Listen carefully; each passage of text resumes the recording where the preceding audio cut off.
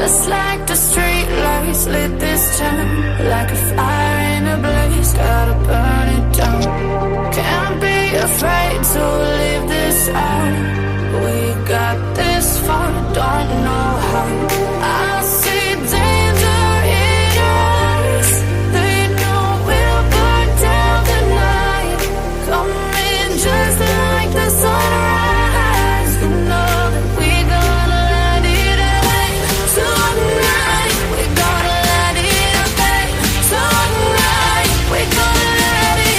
Just like the sunrise, we gonna let it away.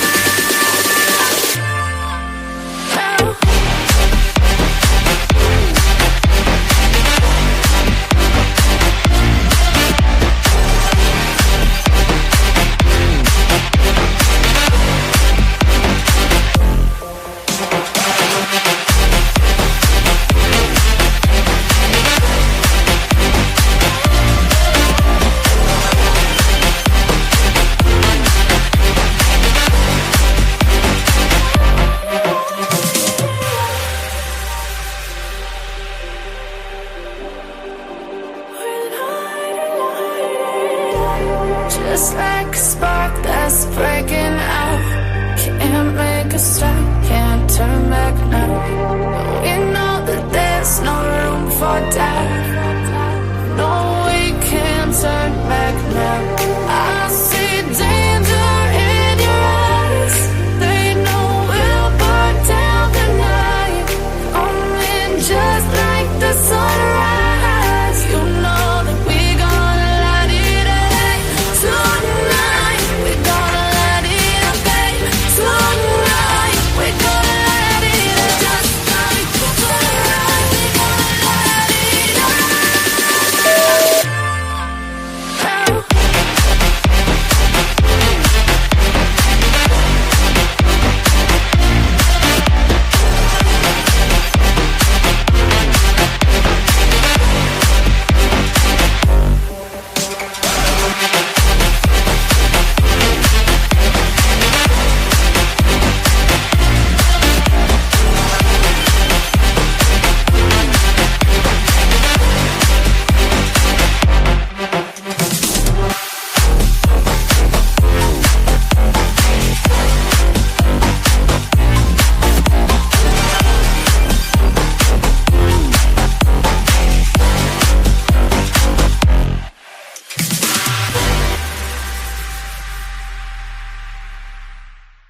Well, I was little there. Sorry. How is everybody? Welcome in. Welcome in. I forgot to turn the music off. Sorry about that. Forgot to turn the music off. It was about to go for round 2. So welcome in, everybody. It's good to see you guys. It's good to see everybody. Let's see who's in the chat tonight. It is July. I about said June again, y'all. I'm still living for June. I'm still living for June. I don't know why. I feel like I got gypped out of a little bit of a, summer there. I don't know about you guys, if it's been hot where y'all live, but it's been really not as pleasant here. Like today I was going to go out and go to the pool. It started raining. I was like, what is going on with this weather? So let me know what you guys think if you feel like you've been gypped out of a month too this summer. Because it better be warm in September and October for my birthday. Hey, Ladybug. Hey, Cuffy. Welcome in. Hey, Mary Beth. I'm going to actually fix my chair. I know that's like kind of random, but I feel like I always need to fix my chair when I come on. I think I just put it right back in the same spot. Good to see you. Hey, Dion. Just breathe. Welcome in. Welcome in. Hey, get to the ducking point. Caught up in crime. Sorry, my eyes not functioning right now. I don't know what's going on with that. I put it like some eye drops in and like it's kind of blurry. So hello, hey Nicole, because they were like on fire earlier. So I thought eye drops would be good, right? Eye drops. It doesn't feel like it. Maybe it's just needs to settle in or something. Hey Tom. Hey Nicole. But welcome in, everybody. It's good to see you guys. If you don't mind and you do appreciate the coverage, don't forget to hit the like button. Hey, Valerie. I thought she was giving cleaning advice, and I'm all about that. I love me a clean house. Hey, baby girl. Hey, Ashley. Hey, Groovy Nikki. Hey, Dawn. Hey, Courtney. Hey, Tony. Man, my eye's really going out of whack. That's not good. I've only got the one. And you know what? I was right on time tonight. Can you believe that? Like, because I have a countdown on my side and it'll like count down like to 0 or whatever. And as soon as it was 0, that's when I hit like, or I put in the chat, welcome to tonight's live. I was like, I did pretty good. Hey, Marianne. And I'm not doing any other like social media tonight, so it's not as crazy. Hey, Willows. Hey, Legal. Did I say hi to you, Marianne? I meant to if I didn't. Hey, Mary C. Good evening. Well, look at all of you ready to listen to some Idaho 4 stuff. Hey, Bush Gigi. Tom, you got me. You did. You got me. I looked down. I looked down. You got me. Usually you don't. Normally, actually, I just am muted. Hey, Devaney, is it? Am I saying that right? No, I'm not. I think it is. Let me know if I'm saying that wrong. I feel like I am tonight. I feel like I'm saying that wrong. My brain is mush today. If anyone asks, hey, Pearl. Aw, thank you. Oh, 2:33 in the morning. Thank you. I appreciate that. I appreciate that. I appreciate the love and support. Thank you so much. I didn't get a whole lot of that today. Hey, Naomi. Well, welcome on in. Hey, Bonnie. Hey, Sheila. Hey, Mary. Hey, Tracy. It's good to see everybody. Hey, Jet Set. Look at that. We're all in here. Lies. It's all lies. Everything I say. Yeah, I think. Well, no, I think the one that I put out is from a different one. Because they did like 2 interviews today, which was crazy. I think they did 2 interviews today anyway. I think they were in the same clothes because I didn't get to watch the other one, but I did watch one. It's on my page. It's like the CBS one. So that would have been the other one, I think. Shoot. I'm gonna have to go look. But I did see the one. Christy seems to be very quiet in the interview that I did see her in. She was very quiet. Like I was like, oh, speak up, girl. Hey, Shuri. It's good to see everybody. Hey, Kathleen. If I miss you guys, I'm sorry. I'm getting to the bottom here. Bonnie said it's hot and muggy in Fort Worth. I can't wait to hear more tonight. Aw. Wish it was warm here. I could have used a nap today. Hey, Kim. I think that's what it is. I'm like, could have used a nap. Oh, yes. Yes, cuff you. I forgot I was going to bring that up. Did you guys all hear about Stephen Stearns? Monday, they're going to have a plea hearing for him. He's going to plead.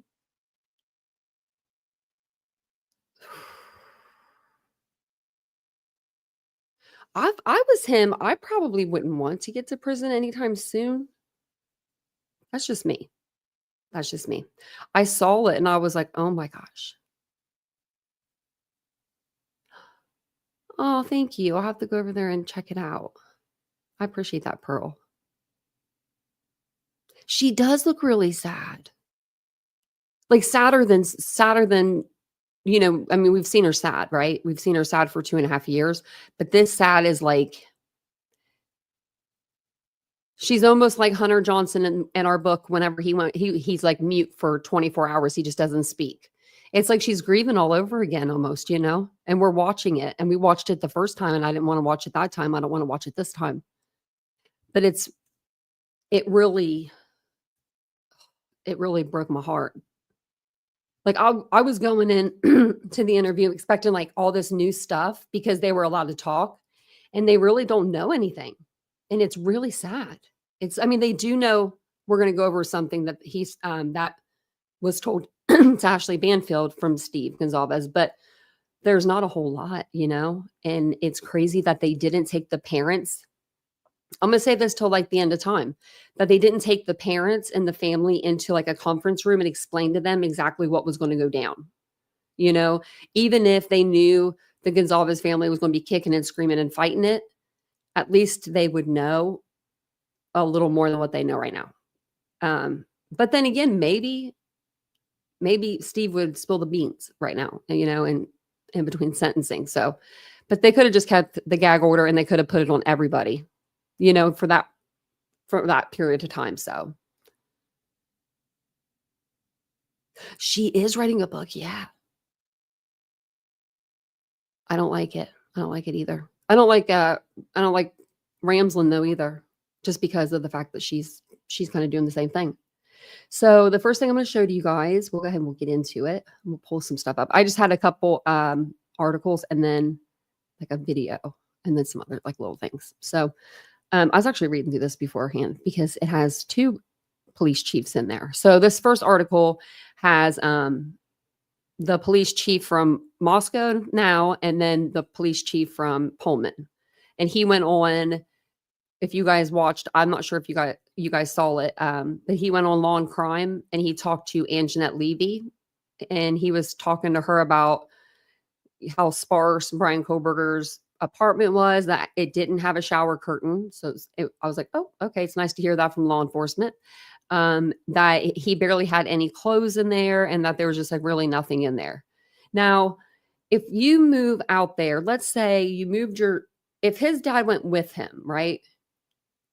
I don't know if he did when he moved in, but if he did, you would think that he'd set him up with like a whole thing, right? Like, I don't know. Just crazy to me. Okay. You think that you'd have a little more in there if you're going to be living in there. And then he comes back. Is it even more sparse? Was there a shower curtain when his dad first got there? And then Brian took it down and was like, you know, or he just didn't have, I don't know. I really just, because I think that whenever he took that selfie, it looked like he had a shower curtain in there beside him. So at that point, I think he had a shower curtain. I think he got rid of it after that. But I wonder if it was before his dad got there and he just told his dad some story like, yeah, I got rid of the shower curtain because we're going to be home for the holidays and it might get moldy. It would have been fine if it was dry. And did he take anything home with him that was like big? You know what I mean? Did he take he didn't take his tower, his computer tower. But I wonder if he took anything else with him.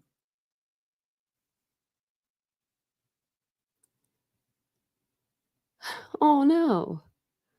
It was shut down? Oh no. Yeah, nobody was watching it. Yeah. You're right, Marianne. It didn't.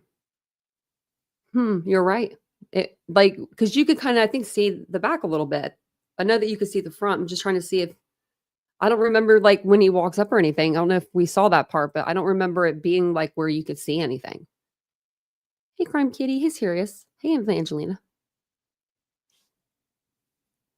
Okay. So it says police are breaking their. I'm gonna put my glasses on. Maybe that'll help. I feel like I have like a little bit of a headache all of a sudden. If I do get one, I'll just take some Advil. Just gotta pop in the other room and grab them. I promise if you have any like pains, aches and pains, Advil is where it's at. I'm just telling you from a person that has a whole lot of metal in their body and a whole lot of like different other things, you know, in our face to you know, keep it all there. So to keep that all together. I love Advil. So police are breaking their silence in the University of Idaho murder case hours after Judge Stephen Hippler lifted the non-dissemination order, revealing information about the status of the investigation and interactions with admitted killer Brian Kohberger. The order, also known as a gag order, banned police and prosecutors from speaking about the high-profile case that gripped the nation. We've been focused on the victims and bringing justice for the victims, Moscow Police Chief Anthony Dellinger told ABC News. That was our focus. That was our mission. So that mission was accomplished. Sad seeing pictures of that house. What is it? Okay, it says, asked if police were able to find a clear motive, Dellinger said he could not answer.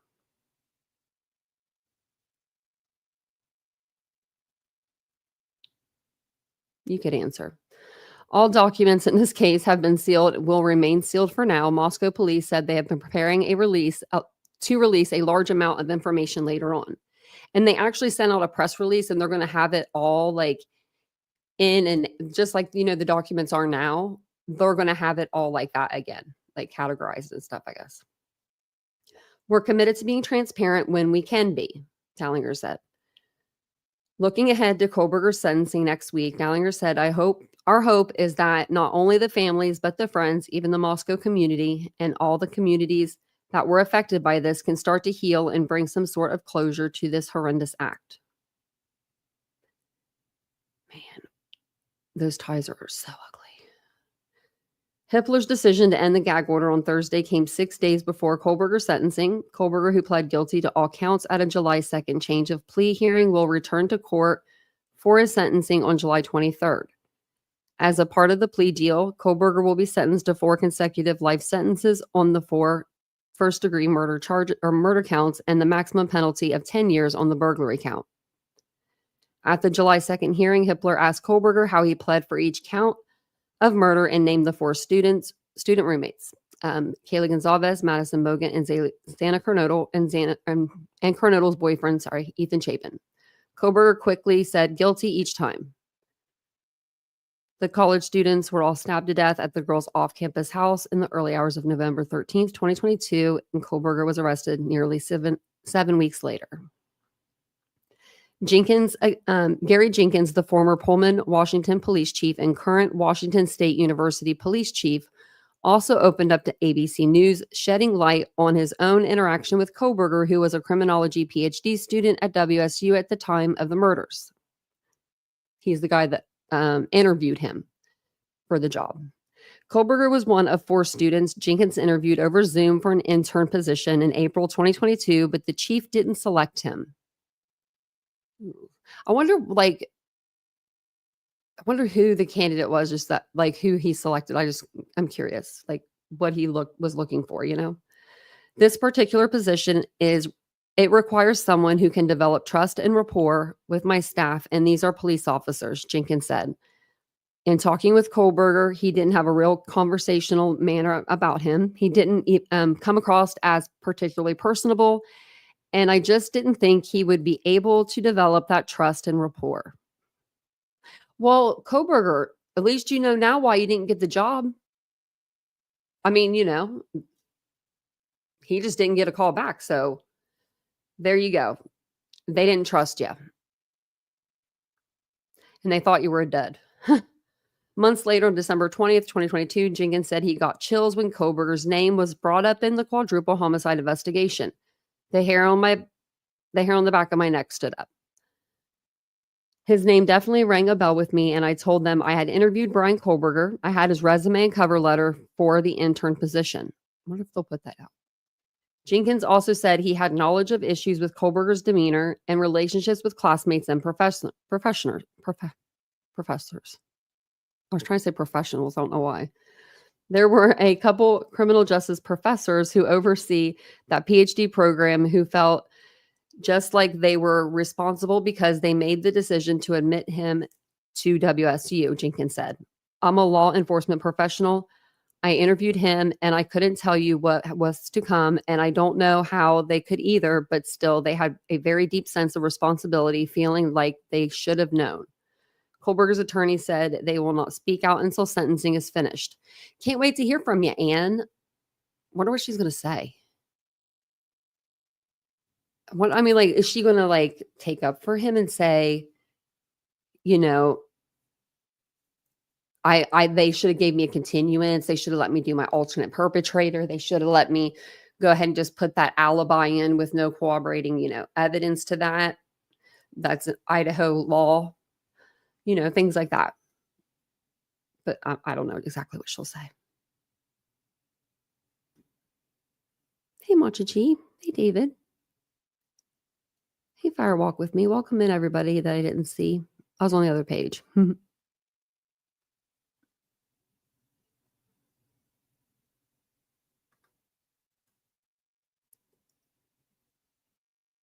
Oh, look at that. You're at your dad's for the weekend. That's so sweet.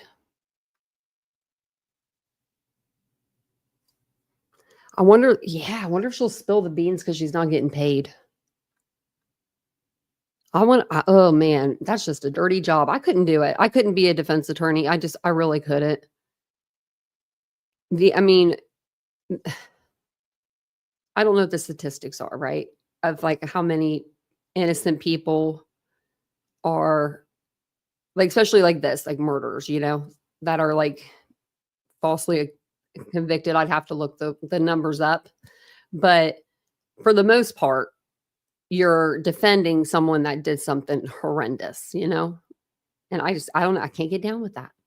So Ashley Banfield did have a sit down with Steve Goncalves last night. And I swear this poor man, he looks broken. This is the clip where he says the stuff about, Kaylee having marks on her mouth. So I'm not going to play like the full episode. This is just a clip of that. And it's like 5 minutes long. So it was surprising though. The stuff that I heard, I was like, oh. So yeah, let me know what you guys think. We'll pause it here and there for commentary too. And I'll put I was just checking to see if it was rewound. I'll put the link in the chat also. So if you guys want to go and watch this yourself, you'll be able to. On the way, there would be things that that we don't know, and that you were sworn to secrecy because of the gag order or any other reasons. Is there information now that I haven't known and the rest of us haven't known up until today? Most of the information we found out were just people calling up. I've had other officers call us up and just say, I don't know what just happened in the court today, but I don't support it. People so angry at what was happening in that courtroom that they would literally pick up their phone and call us and say, this is what's on Brian's phone. This is what he was searching. This individual was sexually motivated. I don't care what Thompson said. They've got a plan for him. They've got a job role for that man. And it's not every day that you get somebody who wants to be a police officer, is dying to be a police officer, is literally talking to them every single day about how he was going to be a police officer. It's not every day you get a master's degree in criminology that is going to go into prison, and they're going to leverage that. That's what they're interested in. They're not interested in him being locked up in 23 hours of solitaire where he's not going to be able to have any influence. They want him to go in there and actually have influence and work with them. And be a resource for crime fighting in the future? Yeah. His fantasy was to be an officer, or the earliest one was like a Green Beret or something like that, a Ranger. So this guy's had like these. I don't think the cops are going to use him for that. The cops might use him for a CI or like something like that. We'll keep you safe, buddy, if you help us out. But I don't see them. I mean, they'll study his mind or whatever, like Dr. Ramslin will, but I don't see the police officers doing that. Grandeur visions of himself since he was just a little kid. And I think one of the first things he told the officers when they arrested him in Pennsylvania was like, let's get a cup of coffee.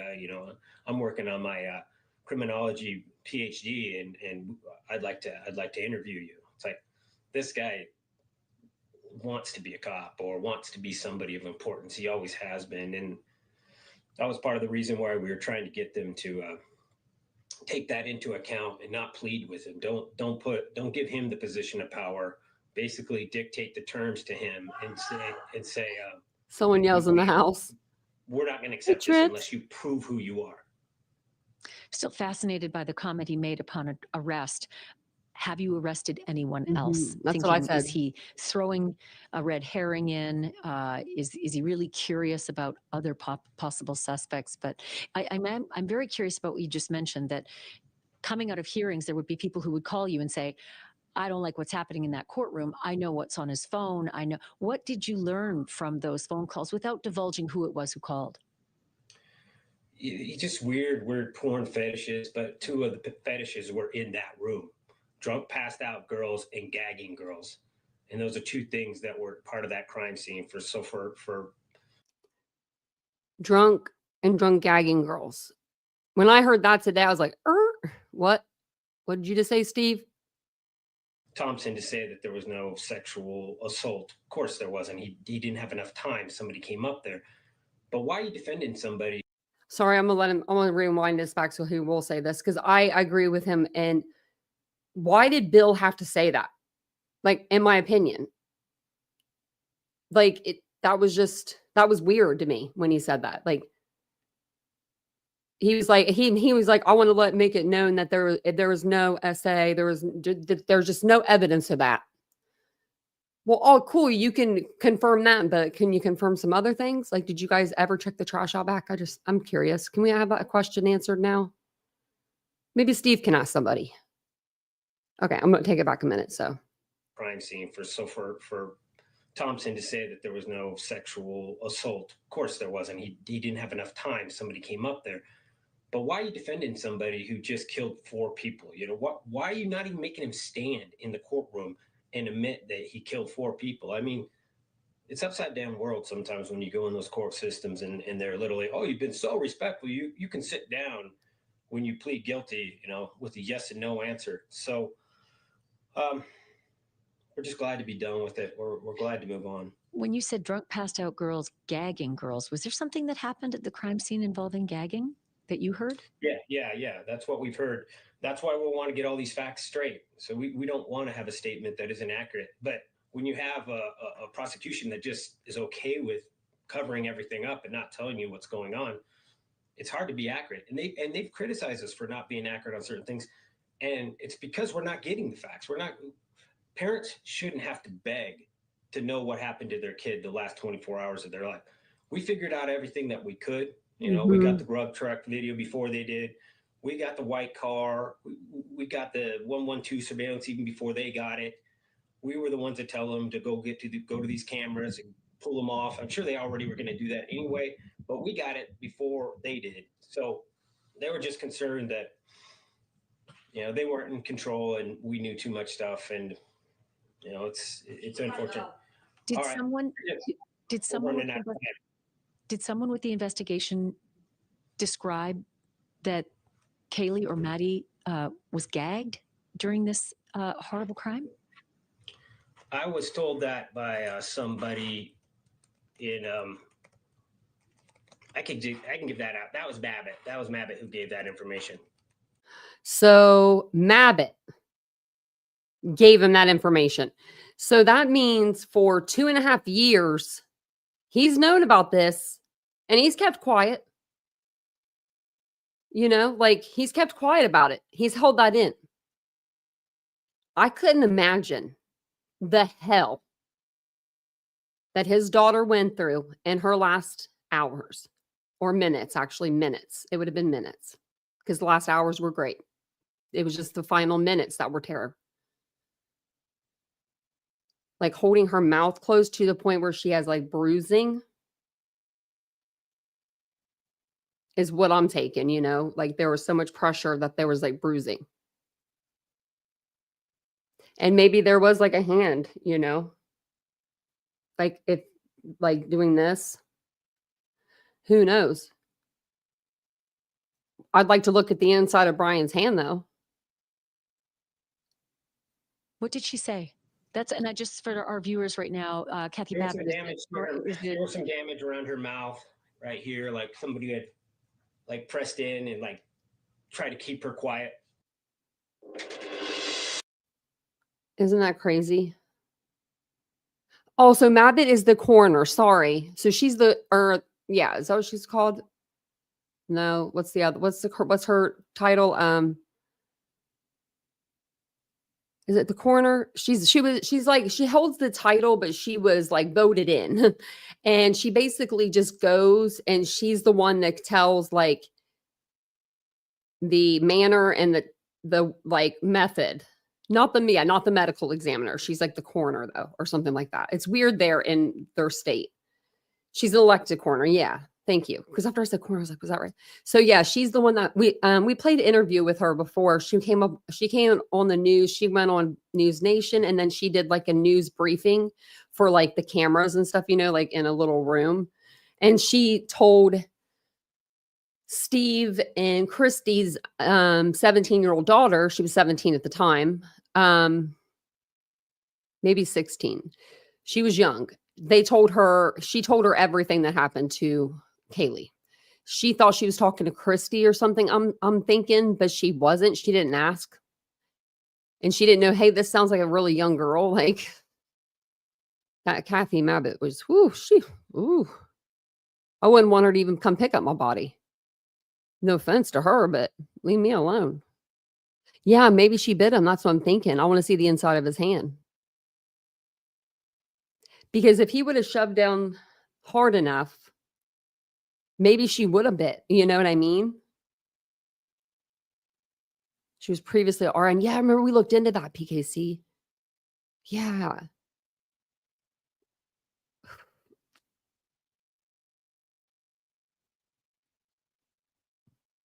Yeah, she thought she was talking to Christy when she was on the phone with her. Yeah. And even then, why are we calling and giving details over the phone? I should, bless Gigi.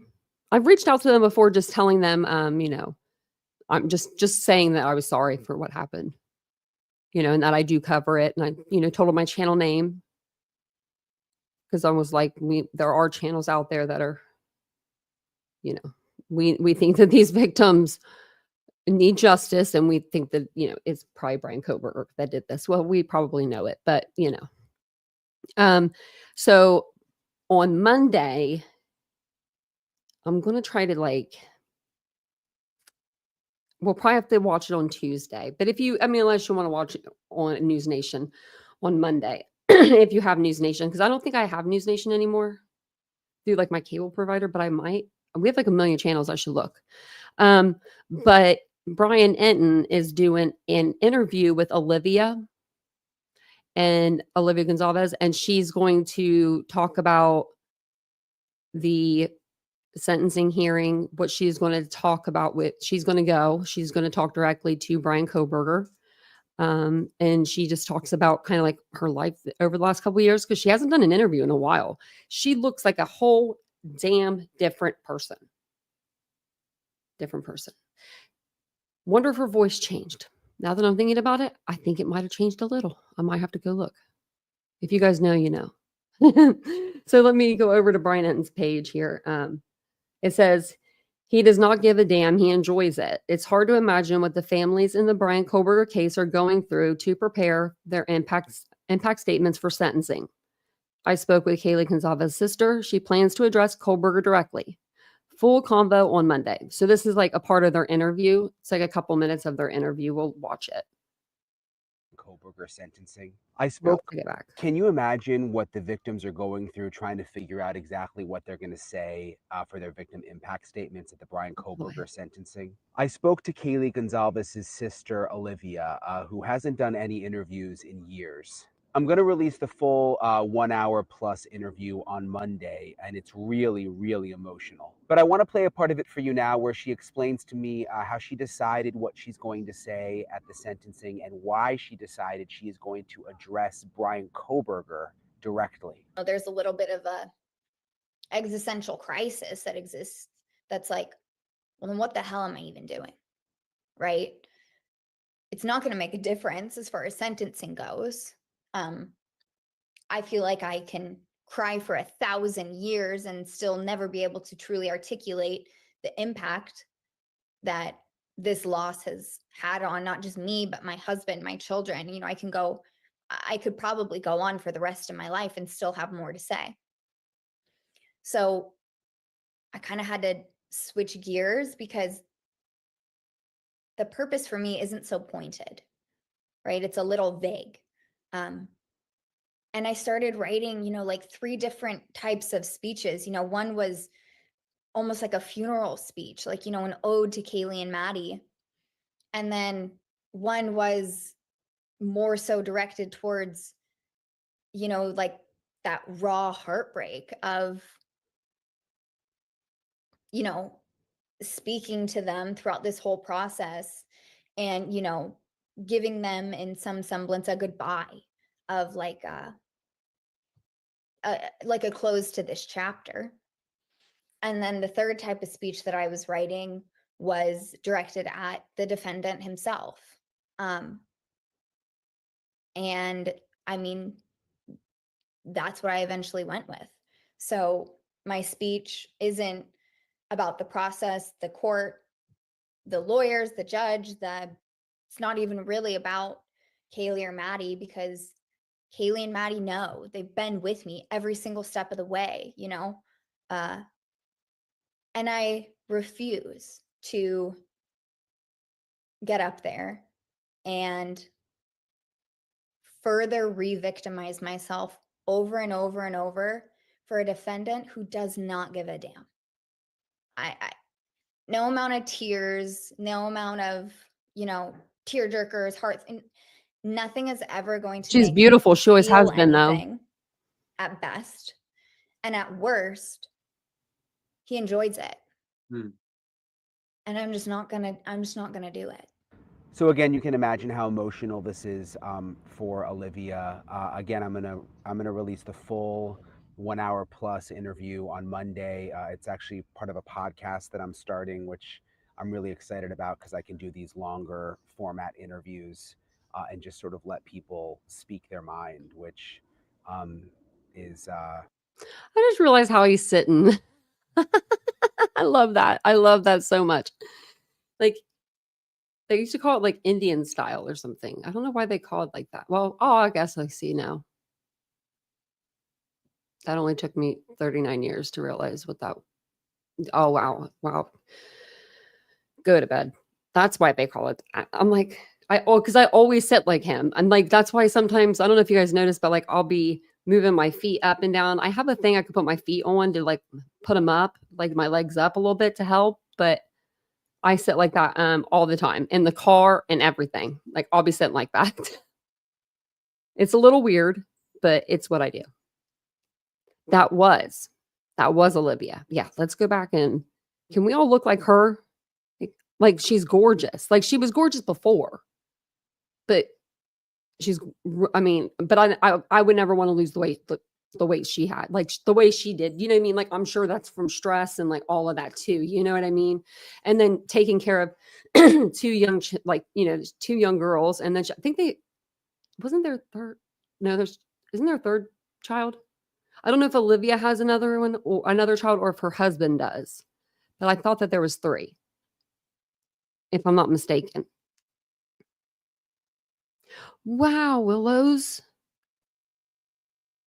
Tell me your secrets. Hey, Chris. Man, the mom diet, right?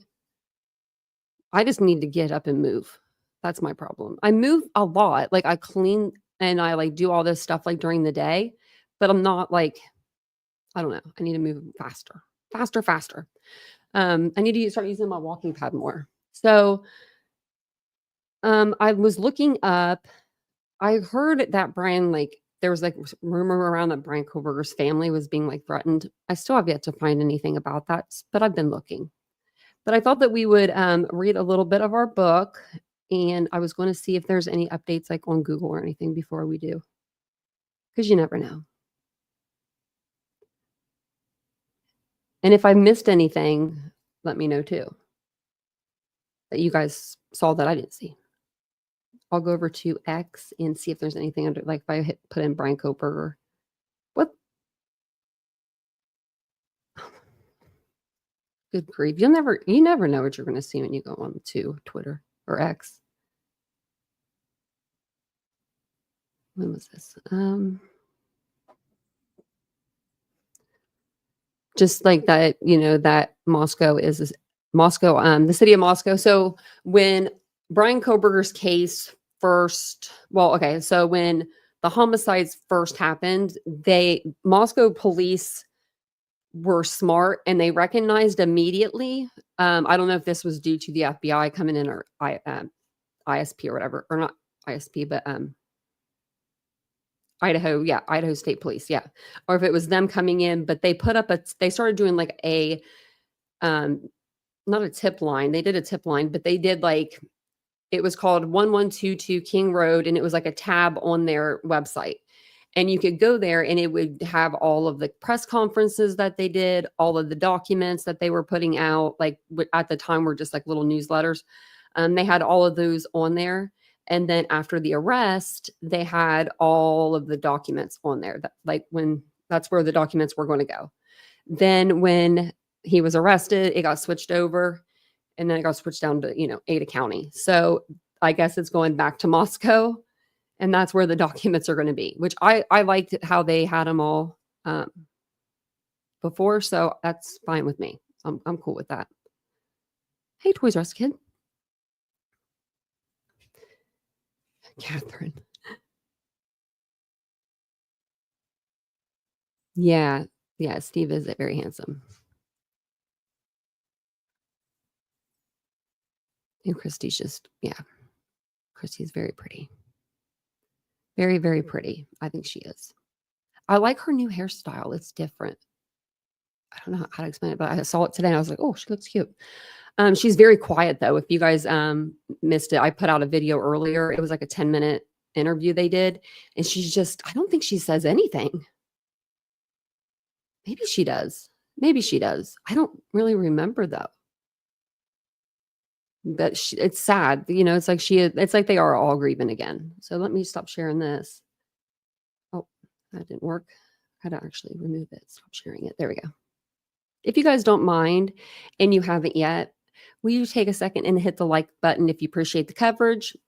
Let me know in the chat if I did miss anything and I'll go look for it. She said very little. Okay. I don't remember her saying anything. Man. My mom went through that with my dad, like the grieving process with my dad. I saw my mom go through it. Although I was going through it, it's different seeing my mom go through it. It was harder on me doing that. Like, I don't know. But speaking of which, at the end of the live tonight, or if you want to do it now, it don't matter. We need to put some little balloon hearts in the chat for my mama because it would have been her birthday tomorrow. So I was wondering why I was feeling out of pocket today. And I was like, what is going on with me? And then I realized what tomorrow was. But it's my cat's birthday too. So we're going to celebrate his birthday. He's getting a party hat, whether he likes it or not. Okay, let me pull up our book. I'm like, whether he likes it or not, that's what he's getting. And he's going to wear it for at least a picture. He's going to hate me after tomorrow. He's going to be like, who's letting me move in?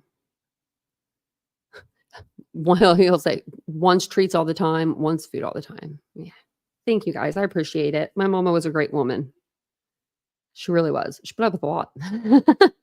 She would have been 72. So it would have been 10 years. It'll be 10 years ago, that she's been gone this year. Thanks, guys. I appreciate that.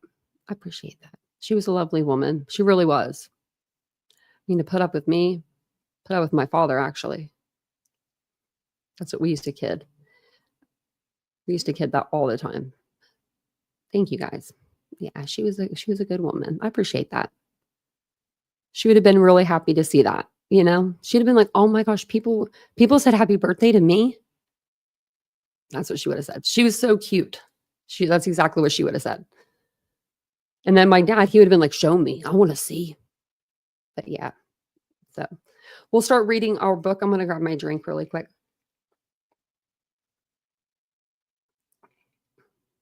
Thanks. Yeah, she's pretty awesome. Oh, I don't have the quotes, Carl. I don't have OBS. I wish I did. If someone wants to show me. Okay, so I'm going to go ahead. I'll start reading. If you are just now like joining us and you're like, oh, I don't know anything about this book, you can join in on this book one in any time. You know what I mean? Like we all know the root of the case, right? We know the majority. I want to say so. Like like we have like it might not be the majority after we get the documents, but we have a good grip on like what we think is going on anyway at this current moment. So you can kind of come into this book at any time. It did say that we were like 53% done or something. And I was like, yes, that's halfway.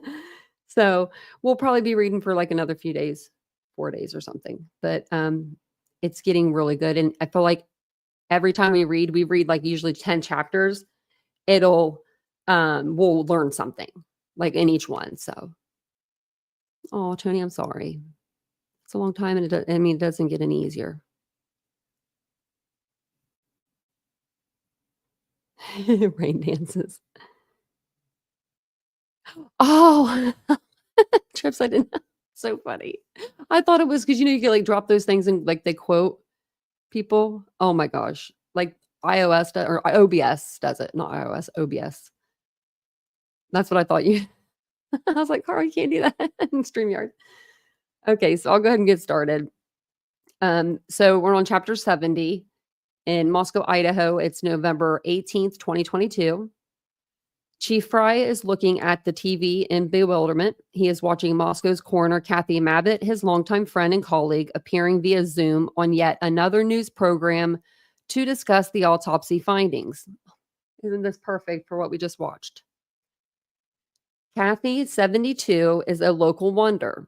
On top of being the county coroner, she's a public defender and a nurse who worked in the ER for 16 years. In 2015, when John Lee shot his mother and two others at an Arby's, she acted simultaneously as a nurse for the wounded and as a coroner. Wow, that's really nice. In 2005, when the Wells brothers murdered UI football player Eric McMullen, the judge asked tongue-in-cheek if she could be both their defense lawyer and their health care provider. Isn't that like a conflict of interest or something? I don't know. She started as coroner back in 2006, and the job had a steep learning curve for the first 6 months. There were 7 homicides in the county. On her very first call, she and Chief Fry examined a body that hadn't been found for 3 days. Fry smeared Vicks in under his nose. I've heard that. Cops do that. An old cop trick to avoid the smell, or cigars. But Kathy was a rookie. She didn't know the trick. Well, why didn't he offer her some? Say, here's my Vicks. Do you want some? Eventually, Kathy could bear it no longer and told him she couldn't focus because she had extremely large boogers hanging out. Oh, wait, hold on. Eventually, Kathy could bear it no longer and told him she couldn't focus because he had extremely large boogers hanging out of his nose. Ew. So Kathy and Fry go way back. He knows that she knows what she's doing. She understands procedure. And yet here she is on national TV. That must have been Banfield. Fry said later that this was the moment he realized how truly big this story was, how impossible it was for everyone around him to avoid getting caught up in it. They say when people riot, they don't even know sometimes what they're... Oh, wow. They say when people riot, they don't even know sometimes what they're rioting for. They just get caught up in the frenzy. On TV, Kathy is telling interviewers that when she got to the scene at 1122 King Road at around 5:30 p.m. on Sunday, November 13th, she determined that the victims had died from multiple stabbings. She knocks down suggestion of a murder-suicide. Most of them just had one wound that was a lethal one. She tells News Nation's Ashley Banfield, adding that in each case, the lethal cut was to the chest area or above. Banfield asked if the victims were slashed, and her answer echoes the mayor's comments earlier in the week. It was a pretty large knife, so it's really hard to call them puncture wounds. It was a stabbing. It has to be somebody who was pretty angry to stab 4 people to death. What Mabbitt doesn't say on TV, but does say in private, which perhaps explains why she felt moved to speak out, is that in all of her years on the job, the scene she found when she got to the King Road was right up there amongst the worst. She dealt with multiple homicides, but she never come across a scene like that, where all the bodies were right there together and then just their ages too. You'd have to be inhuman not to be affected. But there's plenty about the autopsy results that she shares with law enforcement and the victims' families only, telling the families the autopsy details, that's the worst part of her job. For instance, she doesn't say on air that Ethan was stabbed once in the buttocks and once in the I can't ever say that word, carotid artery. But that's what she tells Stacy. Stacy doesn't want to know anything other than that Ethan died fast and without suffering. She never even reads the autopsy report. Kathy doesn't tell reporters that Xana's fingers were almost severed, a sign she fought back hard before dropping to the floor, but that's what she tells Jeff Kernodle. She doesn't tell anyone that Kaylee's wounds suggest that she woke up and struggled, but that's what she tells Olivia Goncalves. It wasn't Olivia on the phone. It was Olivia's sister. It was Aubrey or Autumn.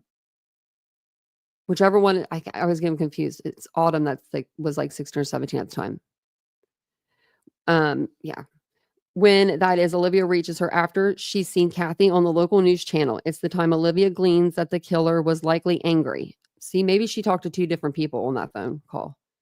Kathy Mabbitt's reports of a frenzied stabbing troubled many locals too. I'm about to Google it, but then I have to get off this screen.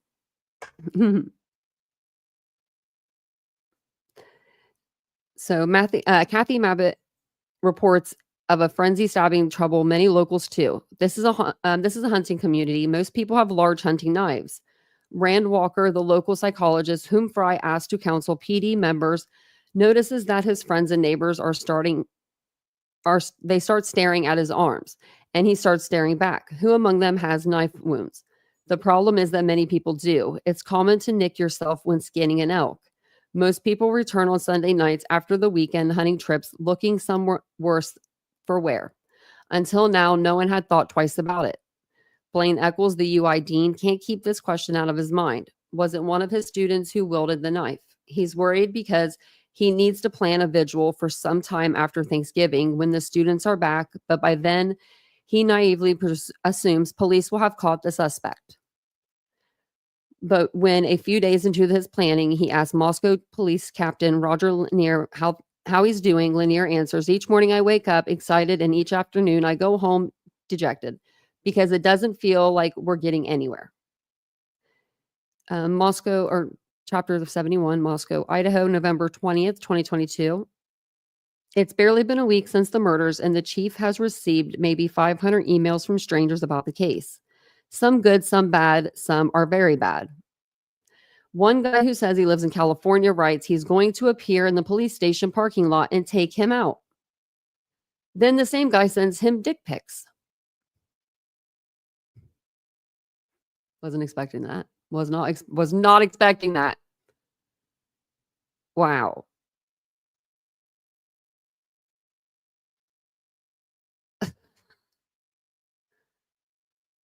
Was this guy named Justin? What was this guy's name? At night, the chief keeps his 12-gauge shotgun in the bedroom. He's grateful that two of his daughters are married and have different last names, and that the third lives a 5-hour drive away.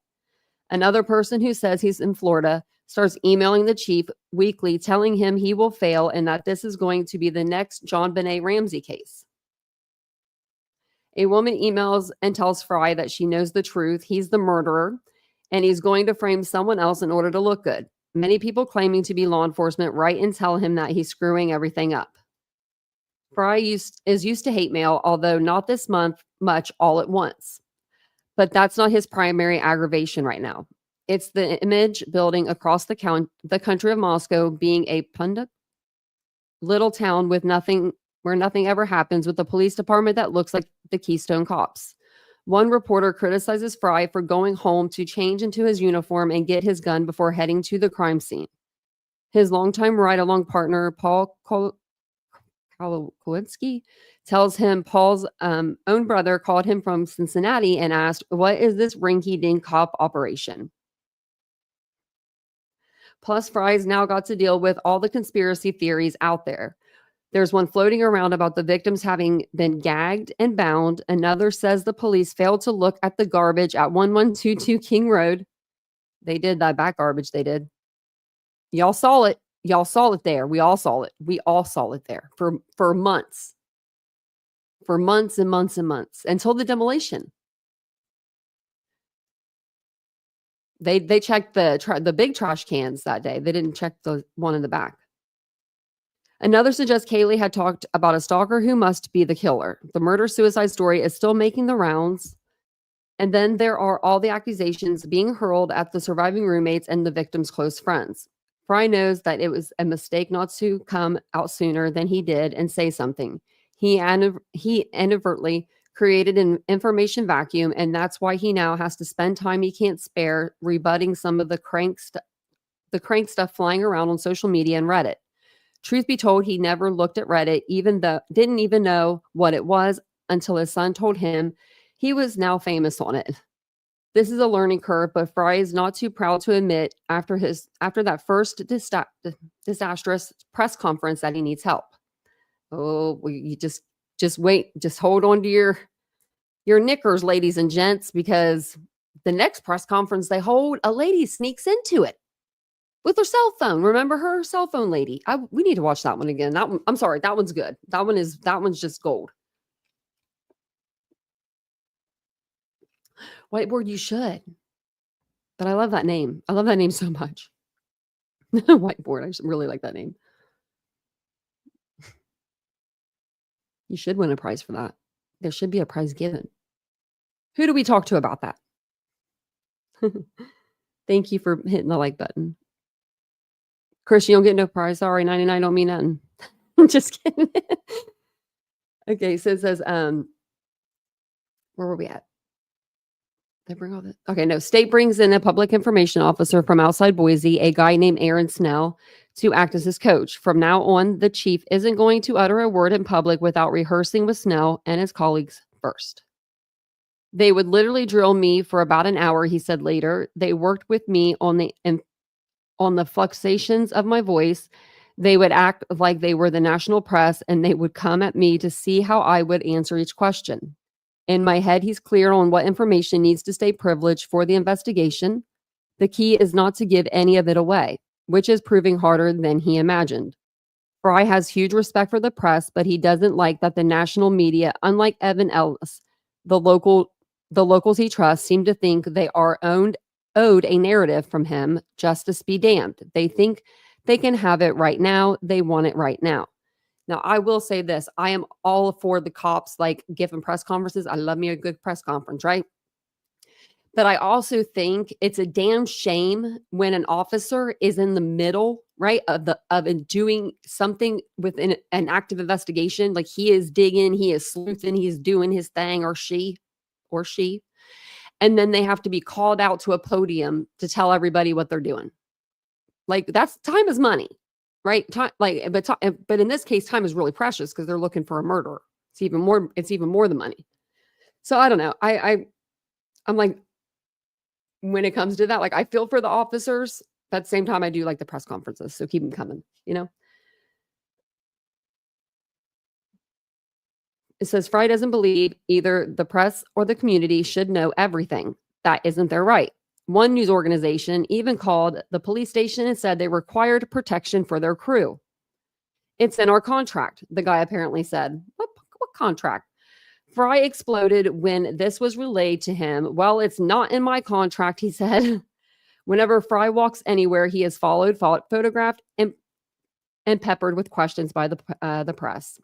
He discovers that the media can see through the police station blinds to his computer screen, so he buys butcher paper and plasters it over the police station windows.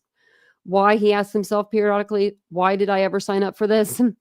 Fry's mom once asked him that question, and his answer wasn't too profound. Because somebody's got to do it, Mom. But the truth is, he believes in public service, just like he believes in God. And he and his wife, Julie, share an unshakable faith that gets them through the day. Back in May 2007, when police officer Lee Newbill was killed, Fry was called into the live shooting and he was running out the door, Julie said. Hey, just one last thing. Come home to me. He got home over 24 hours later and asked if she'd slept okay. I never slept better, she replied. He was puzzled. Why hadn't she been worried? Do you love me? He asked her. I do love you, Julie replied. You've trained your whole life for this day. You have God in control of your life, and either he is going to take you or he is not. I have no control over that. I trust him and I trust you. That's good that she has like a trusting heart like that. Like she can have that feeling. I would be on pins and needles if Vincent was a cop every night. I'd be like, I just would. Blaine Eccles asked him if he could maybe throw a bone to the Argonaut, the college newspaper. At the press conference, Fry is happy to oblige. He takes questions from the students before he gets to anyone else. They at least know how to conduct themselves. His second press conference on November 20th focuses on the autopsy results and victims' last moments, and it goes much better than the first. From there, the trajectory climbs steeply upward. Are we going to talk about the lady that snuck in? Snell is happy with Fry's progress. He reminds Fry how much responsibility he bears, justly or not. He tells him, because you're the chief, if this investigation fails, you'll be a failure. If this happens, if this case is successful, you'll be a hero. In other words, Fry is the face of the investigation, literally. Fry is usually clean shaven and even instituted a department policy against facial hair. But this month, he and some officers have been doing a No Shave November to raise money for cancer patients at Gritman Medical Center. Fry planned to shave his beard at the end of the month, but Snell tells him he absolutely cannot do that until there's a suspect in custody. The nation knows you with a beard, he says. And so the whiskers stay. I didn't know that.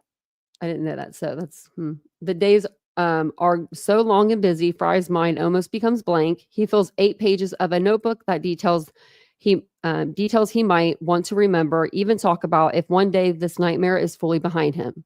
At night, he gets home, which is often around 11 p.m. He pours himself a whiskey until he starts to worry about the size of the drink he's pouring and wonders if he's headed in a direction he's warned his younger officers and their families about. After that, Fry asks Julie to pour it for him. At least Fry thinks he's gotten the rookies and their families the therapist and support they'll need, something he didn't have when he was their age. The spouses have been educated about the signs of PTSD, what to look for, and what to help to get. There's also mundane stuff to do, like filling out purchase orders, buying an extra computer server, having food delivered, carefully monitoring the morning and evening meetings, and signing off on whatever resources are needed to follow leads. The investigators are spending a lot of time looking at the video from CCTV cameras positioned around 1122 King Road, which commonly called a video canvas. Footage from a local gas station shows a white car leaving the area in the right time frame, but the face of the driver isn't clear and neither is the model of the car, which seems not to be displaying a front license plate. At first, the investigators believe it's a Nissan Sentra. The police have issued a map showing the victim's last movements to the public, asking for anyone who saw anything suspicious to call the tip line. An FBI agent is monitoring all the calls. It's not unlike the map Fry made for Michelle Wyderk, the mother of poor Joseph Wyderk, the student who in 2013 wandered for 8 miles after a fraternity party and wound up freezing to death by the river. As if Michelle could read his thoughts, Fry receives an unexpected email of support from her. "We are praying for you," she wrote. "I know you are going through a tough time." Thank you, Cal, for gifting a membership. Welcome in, Toys R Us Kid. Thanks, DJW. I hope you're having a great Friday, too. Yeah, thanks, Ladybug. This is a book from, So what we're reading is the book from, well, this is the book. I just have the other part for you. So we're reading this book, The Idaho 4, An American Tragedy. It's by James Patterson and Vicki Ward, like Ladybug said. And we are on chapter 70-some right now.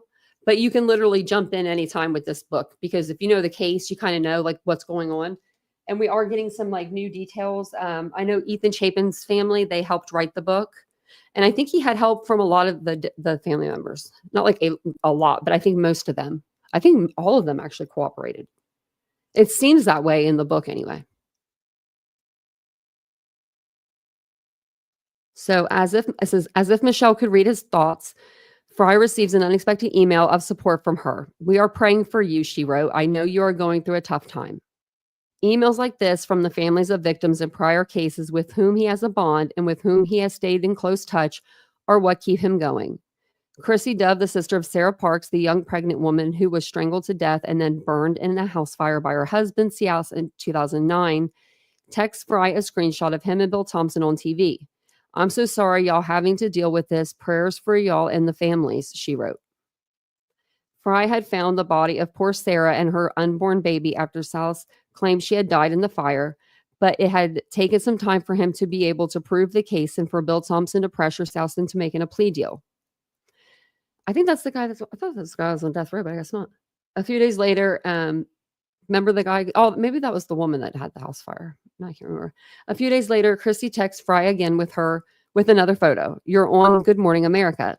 I hate that you all have to go through this because I'm sure it brings up many more things in your mind." The chief replies, "Yes, the demons have come to life again, but we do it for the victims and their families. This is our reward." That is the reward. He believes it. Fry wants to get whoever did this for the 4 victims' families. But all the garbage out there in the press is not helping. He can see on TV that the Goncalveses are using the media to flush out anything they can. Christy is on NBC begging whoever did this to come forward. Thank you, Joanne, for the $5 super sticker. I appreciate that. Thank you.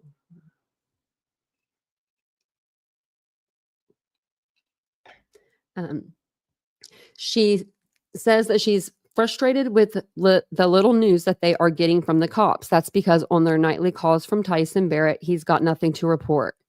And because, as Olivia will later put it, oops, sorry. Didn't mean to hide that. We had no one to help us not to put our foot in our mouth. Fry sighs. Each of the families get the same information, but he's noticing they deal with it differently. Maddie's mom and stepfather, Karen and Scott Laramie, are quiet, shell-shocked. They let the Goncalves family talk for them. Maddie's dad, Ben Mogan, also stays out of the fray.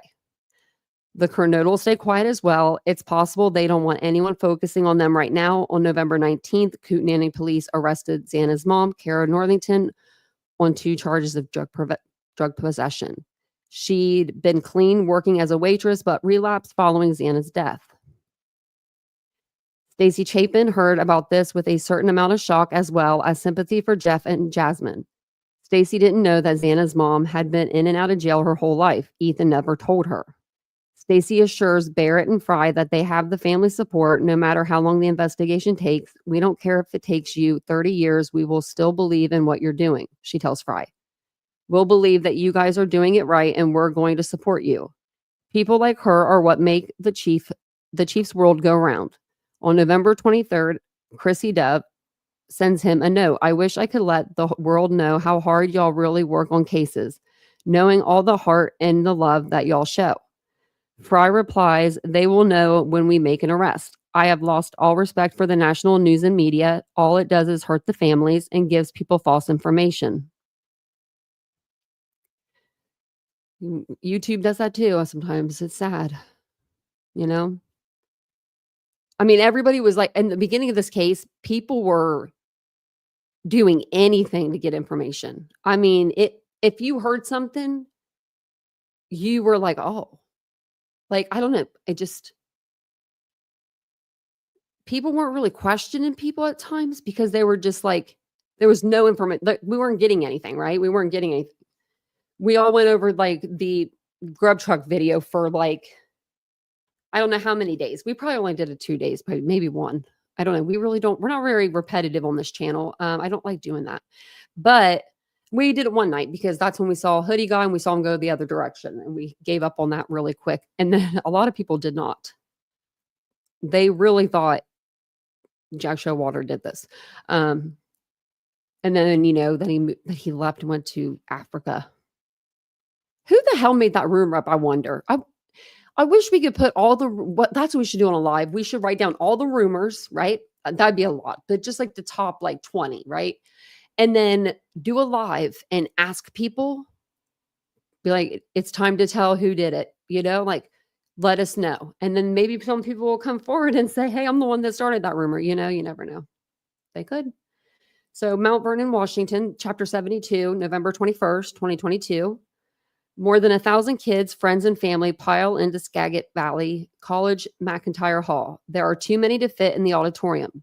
Stacey had no idea there'd be this many. She and her family rolled in the night before and congregated at the Burleson Winery. She was so grateful to her cousin Stuart and his wife Kathleen. They swept into the town and booked a hotel and a vast house to hold everyone, and they taken care of all the logistics. Kathleen introduced Stacey to a friend who was a PR executive in Boston and who stepped in to act as the gatekeeper between the Chapens and the swarm of media people seeking their attention.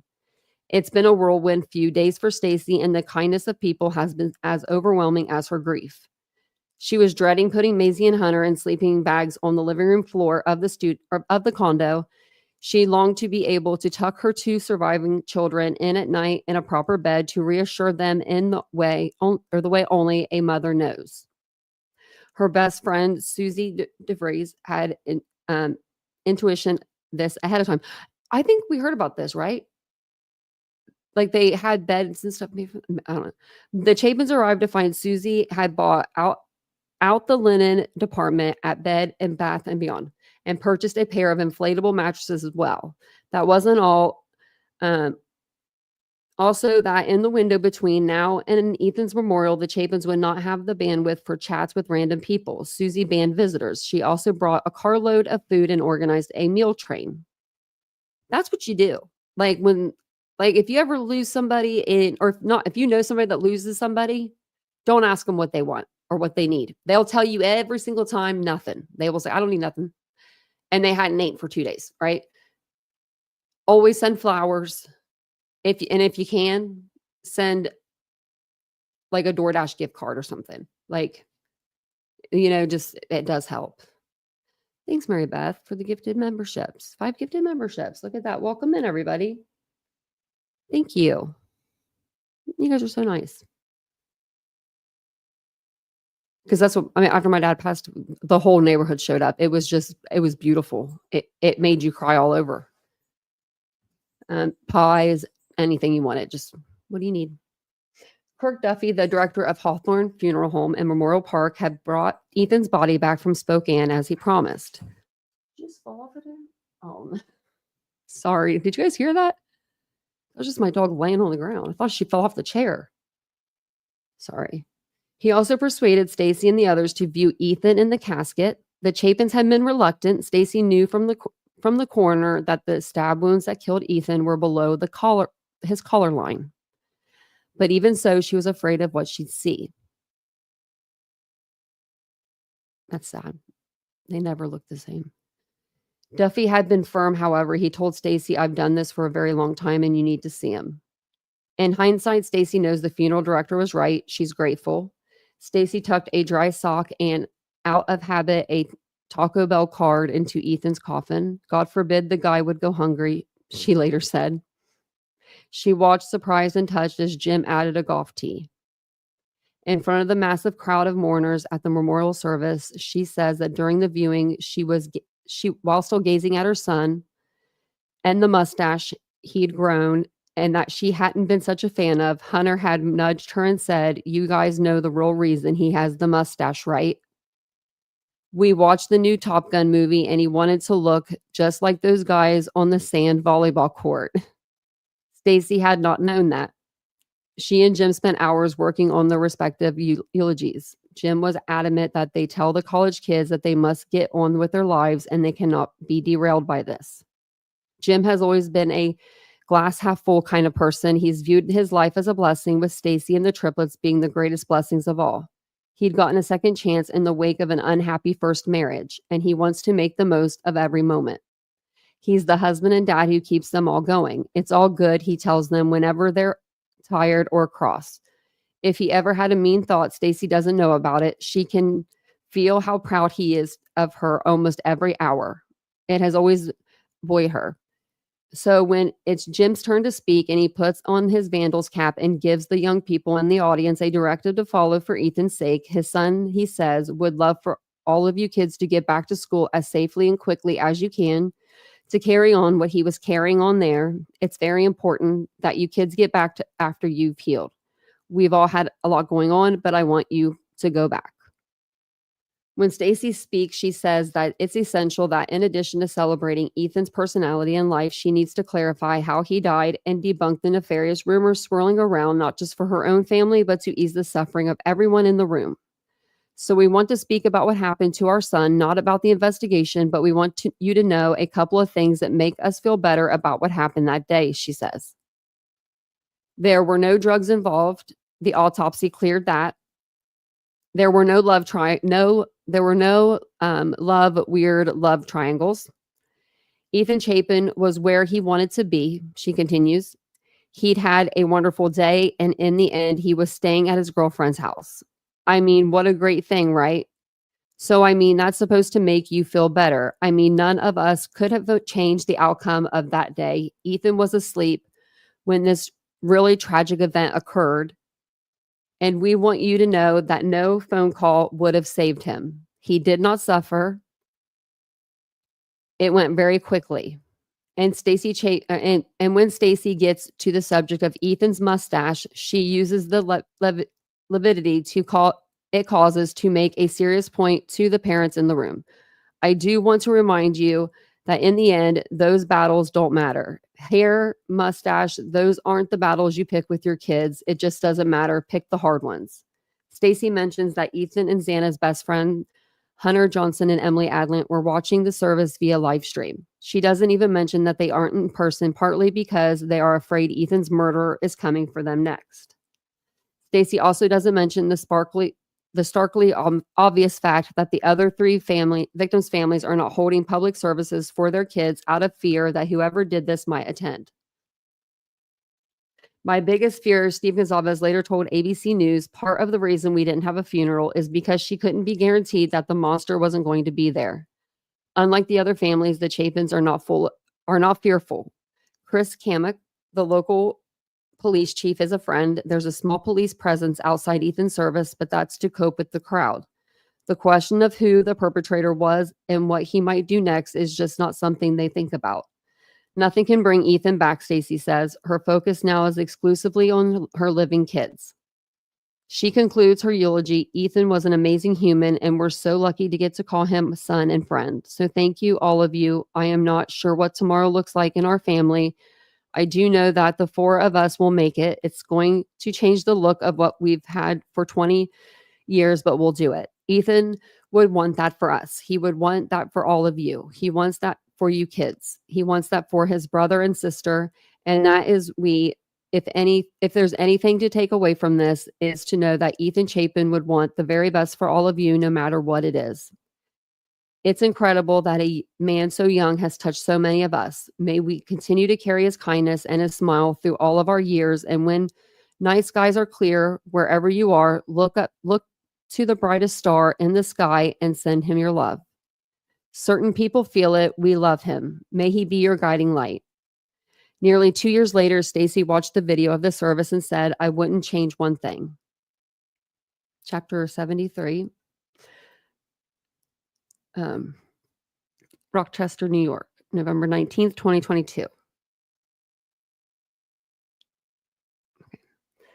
Okay. It's a cold, gray morning in upstate New York. The sun won't rise for another hour at least, but Christine Cameron, assistant principal at a local school, is already awake and sitting in front of her computer screen. On November 19th, Cameron and her best friend from high school, Lania Smith, started the University of Idaho case discussion Facebook group page. It's already become the fastest growing page about a true crime in Facebook history. Overnight, 3,000 people have requested to join. In just a few weeks, it will have 200,000 members. Many of these are fake accounts, but as page administrators, the duo has learned on the fly that it's essential not to reject people out of hand. It turns out that many of the local kids in Moscow who think they saw something important during the relevant time frame want to report that anonymously. They haven't used Facebook until now, preferring Instagram and TikTok. So they create Facebook accounts with fake names in order to reach Christine and Alna personally. Why didn't they just do this through the anonymous tip line? The administrators have helped put many of these students in touch with the FBI.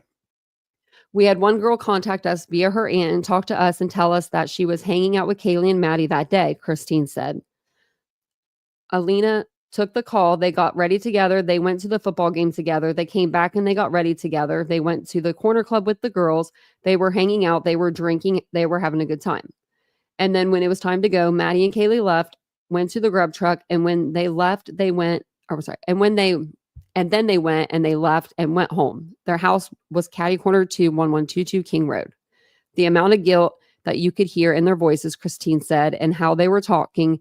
And, oh, I wish I would have stayed with them, or, oh, I wish they would have come over to our house. Christine and Alina have founded and administered true crime Facebook pages before. In fact, they have 10 of them. They have one about the 2007 disappearance of Madeleine McCann, another about the 2021 murder of Gabby Petito, others about the 2022 killing of toddler Quentin Simon, and 2019 so-called doomsday cult murders committed by Lori Vallow Daybell and Chad Daybell, and more. Their goal is to create an audience for a true crime podcast they hope to start. Alina has had several high-level meetings about it. So far, their pages have attracted a few thousand followers each. It had been Alina, based in Prosper near Dallas, Texas, who pushed to create a Facebook page about the Moscow murders because she'd seen someone else start on a Facebook page and quickly garner 4,000 members. This struck a nerve with Christine, who knew the founder of that group and who described herself as super competitive. Okay, she said, we'll do it. So they didn't do it for the kids. They did it for competitiveness. Okay. She knew right away that the Idaho case was different in a league all by itself when it came to attracting Facebook followers. I know, baby Quentin, I know. 4 victims meant 4 times the chance that someone might sympathize or connect with one of them. Plus, the victims were particularly appealing, bright, smart, attractive, 4 young people that had their whole lives ahead of them, Christine said. And they were so insanely popular, and they were on social media, and their house was so lively, and they were like the whole life of the party anywhere. But the speed at which the page took off shocked even the 2 administrators. Within 10 days, they found themselves interviewed on News Nation by Ashley Banfield about the findings and discussions on the page around the Venmo activity of the 4 victims, including one transaction from the sister of a guy Ethan had Venmoed that was time-stamped 3:30 a.m. Christine attributes the success of the page to the vacuum created by the police. In the Gabby Petito case, you'd see the police asking, has anybody seen this girl? Does anybody have any videos? Does anybody have any pictures? The police were out asking for public help and assistance, whereas this case was very different. The Moscow police were very tight-lipped. They held all of their information close to the vest. Their Facebook page seemed to fill the void left in the narrative by the Moscow police's I can't say that word. On it, no stone appears to have been left unturned based on the new nuggets out there. Almost everyone has an opinion about Hoodie Guy, about Bethany Dillon, Jake, Jack, Emily Hunter. There are so many different theories as to who committed the murders and why that people are getting into fights. Yeah, they were. They are. They still are. You had to deal with people fighting in real life. Oh, wow. I didn't know about real life, but I just meant internet. Christine recounted. And when I say real life, I mean people going onto other people's pages and people going onto other people's messages and threatening them. Someone on the page phoned Christine's employer and accused her of being inappropriate online. Her boss called her in. What did you do? What did you say? Her boss wanted to see the page. Another time she was asked to call the HR department of a guy's workplace for a woman on the page claimed she was underage and that he also on the page was soliciting her. He was not. It has become all-consuming for both of them. Alina is in the midst of getting multiple procedures for an injured back, but she works on the page day and night and gets to know some of the members personally. Christine wakes up at 5 a.m. so she can work on the page before going off to school. Even there, she sneaks in more work on the page, and when she gets home, she doesn't even try to handle the house or the kids. She leaves all that to her husband. Dang. That's fudged up. Poor husband. She's like, sorry, I'm Facebook famous now. I'm sorry. That makes me laugh a little bit. You know, like, oh my Lord have mercy. There's more to do than anyone might guess. Behind the scenes, Christine and Alina are flooded with messages and calls from young people claiming to be friends of the victims and who do not want to post. So now those people who are talking to us, all right, they're not posting about that. They don't want the fame. They would private message us and say they would talk to us. They wanted someone to talk to, and they didn't want to talk to police. They didn't want to talk to their other friends. They wanted an adult to talk to just go through what they were going through. They needed someone to talk to. Literally, we were therapists. We were a go-between we were going between police and the FBI. We were Facebook starters. We were page starters. We were everything rolled into one. One person is watching all the Facebook chatter with more than idle interest. We all know who that is. On the other side of the country, Olivia Goncalves asked to join the page so she can monitor all of it from her parents' house in Rathdrum. She reads all the frenzied speculation blaming Jack Decor. She reads that people think Kaylee and Maddie had secret OnlyFans accounts. She reads all the theories about Kaylee's Range Rover, about how she afforded it. She reads that people believe her dad, Steve, must be promoting something because he's on TV so often. She reads that there is a rift among the victims' families. Even though it doesn't seem terribly effective, she appreciates the firm hand that Christine and Alina try to take as administrators. Stop the name calling. Stop the belittling, they wrote in a post to their tens of thousands of members on December 3rd. So this is a space to discuss and theorize, not attack other members. Exclamation mark, exclamation mark, exclamation mark. You will not agree with everyone and most likely will not change their mind, so politely disagree or move on. Check mark. We will no longer warn you. You will simply be removed. Yeah, that goes for me too. As Olivia reads and reads, an idea starts to form in her head. This page could be a great resource, a great place to ask people for tips, a great place to send videos, and a great place to start setting the record straight.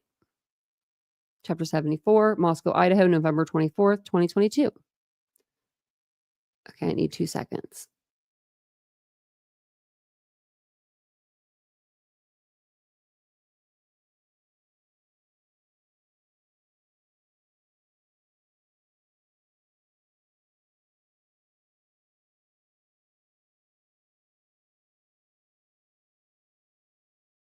Okay, I just had to grab some Advil. I'm sorry.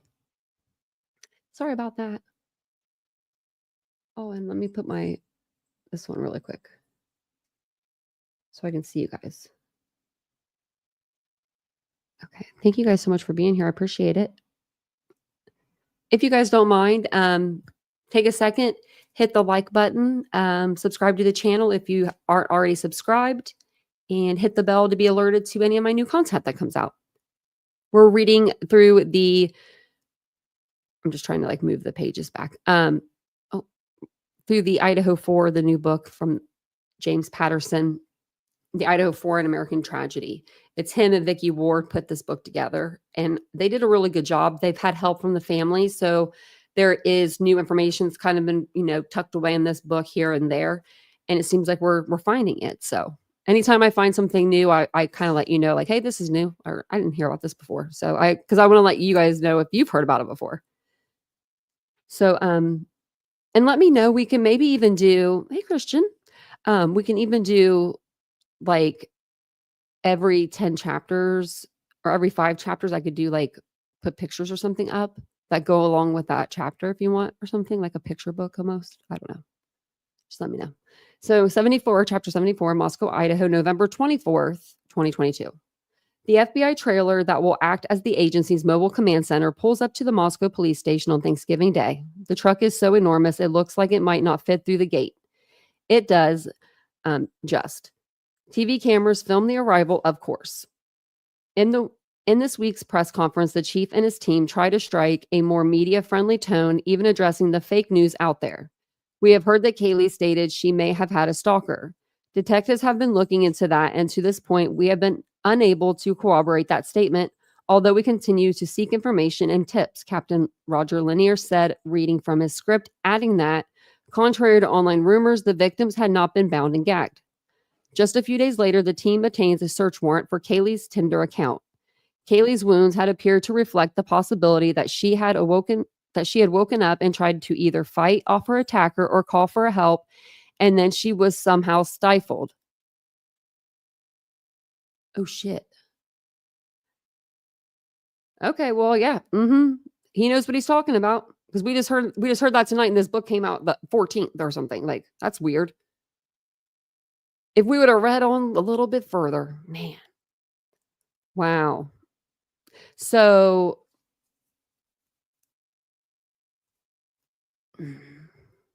it was probably because she was fighting. Maybe because Xana was coming up the stairs. Yeah, I'm okay, Mary Beth. Thank you. I appreciate it. Wow. Okay. I'll read that part again. It says Kaylee's wounds had appeared to reflect the possibility that she had woken up and tried to either fight off her attacker or call for help, and then she was somehow stifled. Broadly, this will make its way into the public consciousness courtesy of Steve Goncalves, who cites the coroner and blames the police for not sharing more details. So apparently Steve talked to James. But the public certainly does not know that 2 days ago, the forensics team sent a sample of the DNA they found on the knife sheath to Othram, a DNA sequencing and genomics lab in Texas. That's because the investigators had to run the DNA through CODIS, the FBI's database of fingerprinted individuals and it had come up empty. So now, using the new methodology of investigative genetic genealogy that has sprung up around the popularity of public genealogy sites, Othram will try to build a family tree around it. But the process could take days, maybe weeks. Investigators have also sent off 103 pieces of evidence, including hair, fingernail clippings, and footprints, to local labs.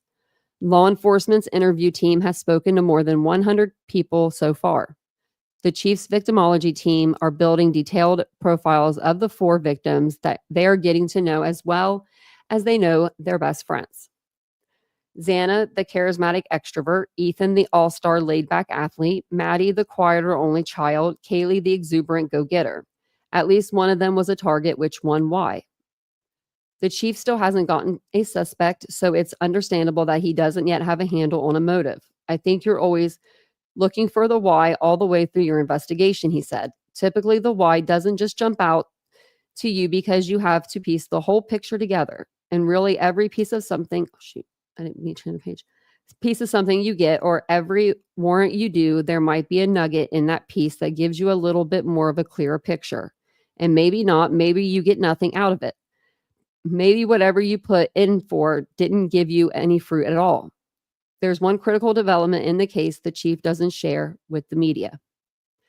The team monitoring CCTV cameras is homing in on the white car seen doing 3 passes around the King Road house between 3:29 a.m. and 4 a.m.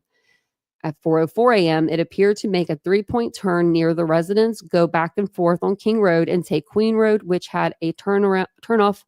If I hit that one more time, I'll be mad. Going behind the house. The car reappeared at 4:20 a.m. and left at a high rate of speed. Yesterday, the FBI vehicle specialist got a better shot and identified the vehicle not as a Nissan Sentra, but as a 2011, 2012, or 2013 white Hyundai Elantra. So on November 25th, the day after Thanksgiving, the chief approves a message to local law enforcement agencies to be on the lookout for this specific car. 4 days later, in the earlier hours of November 29th, over in Pullman, Washington, WSU police officer Daniel Tenigo searches for white Elantras registered at the university. He sees that one, a 2015 model, belongs to a student named Brian Kohberger. A colleague of Tenigo's, Officer Curtis Whitman, spots the actual vehicle in a Pullman student housing parking lot. He logs it, but the white car are ubiquitous. So are Hyundai Elantras. So since this car appears to be a model from the wrong year, the Pullman cops don't pass this up the food chain to Moscow. They don't know yet that the FBI vehicle specialist has in fact now conveyed to his agency that it's possible, given the shape of the fog light and the rear reflectors in the available images, that they should extend the date range of the Hyundai Elantra to as late as 2016. Meanwhile, Fry has his hands full managing another screw up with the media, possibly even worse than the first. Is this going to be the lady? This one from a surprising quarter. On November 29th, Bill Thompson gave a rare interview. Oh, never mind. Do we miss something?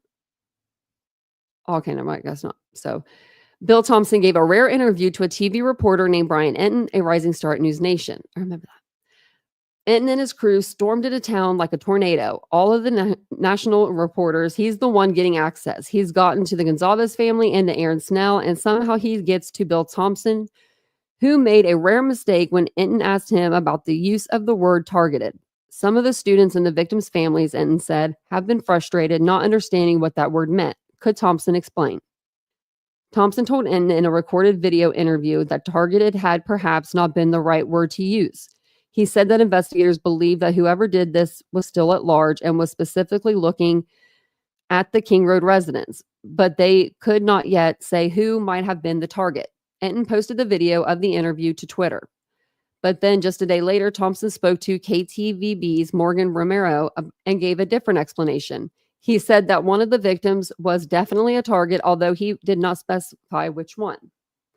Hours later, Thompson wrote a letter to Romero walking that back. She tweeted a quote from it: "Investigators do not believe the murders were random, but we cannot unequivocally state the residents or any occupants were specifically targeted. I apologize for any confusion."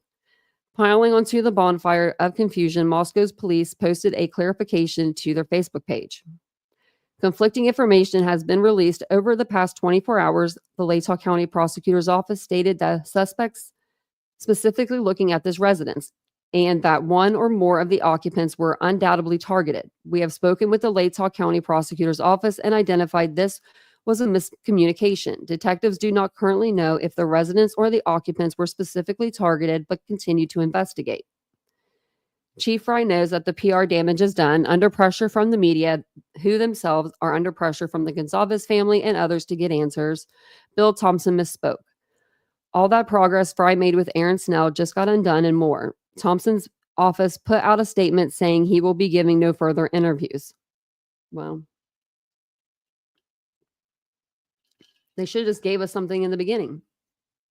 The image of the Keystone Cop running Moscow had been reunited in the national media. Pete Yatsmitz, a security consultant and former FBI agent, tells the New York Post, what is also happening now is the police, by providing imprecise comments, are creating an erosion of public confidence in them.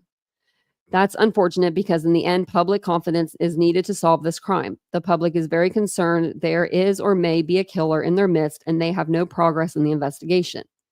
The Post quotes Steve Goncalves telling Fox News right after Thanksgiving that he was frustrated because the police had spoken to him in 3 weeks, haven't spoken to him in 3 days. We're the same family that found the original timeline. We're the same family that broke into the phones. We tried everything in our ability. In fairness, Goncalves has another source of stress he keeps private. The family has been getting threats in the mail and online. Steve is concerned for the safety of his youngest daughters, but when he tells the police this, the reaction is underwhelming. Tell them to be aware of their surroundings is the unsatisfactory response. When Evan Ellis interviews the chief in the midst of all this, Fry blows off a bit of steam. He tells Ellis that he's discovered the national media. Disappointingly, he focused only on the story and money. But for him, this is not about those things. It's about lives, 4 human lives and families. He doesn't tell Ellis, at least not on the record, what he thinks privately. He has tremendous sympathy for the Goncalves family, but he wishes they would say less to the media. It makes police less inclined to share developments with them, because the one thing that would ruin the investigation is for someone to know too much about it and talk about it on TV. Agree with that. Chapter 75, November 25th. Let's see. Okay. Christ Church pastor Doug Wilson is ready for the trolls when they come. For 2 days after the murders, everyone has been united in shock, but he'd known that wouldn't last. It took 2 days for the old fault lines to reappear, he said.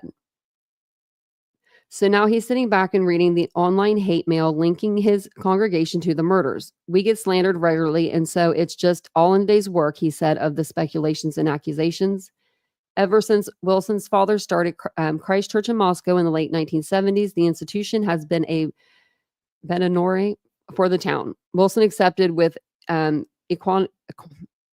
equanimity that seemingly local consensus. He and his church are in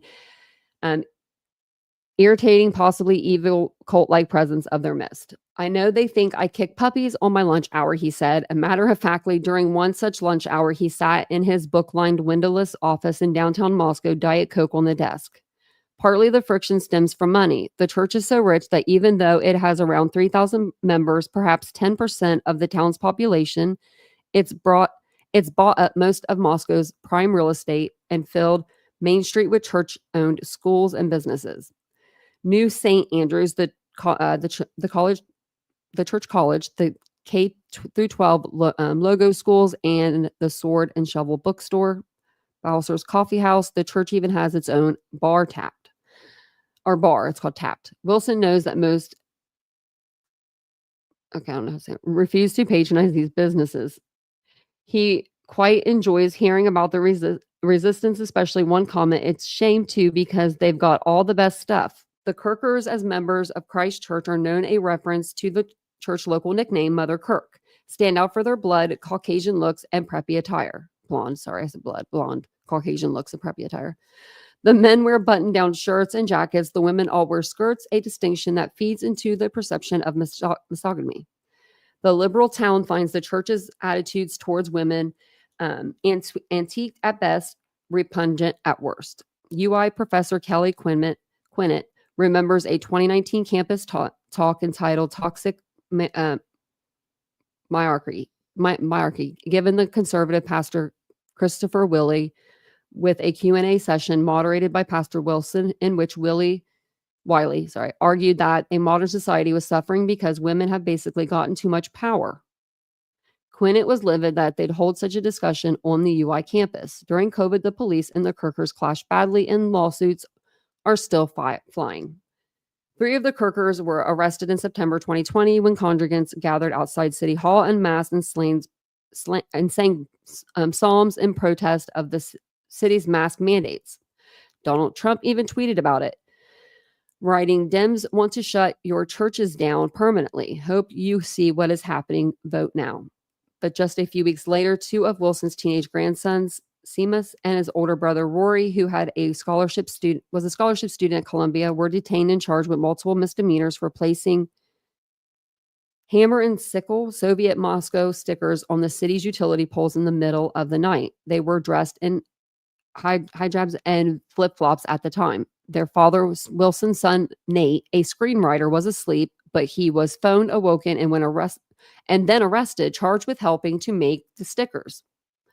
The charges against him and his younger brother were dropped, but the Columbia Scholarship student Rory wound up being convicted of one charge of affixing a sticker to a pole.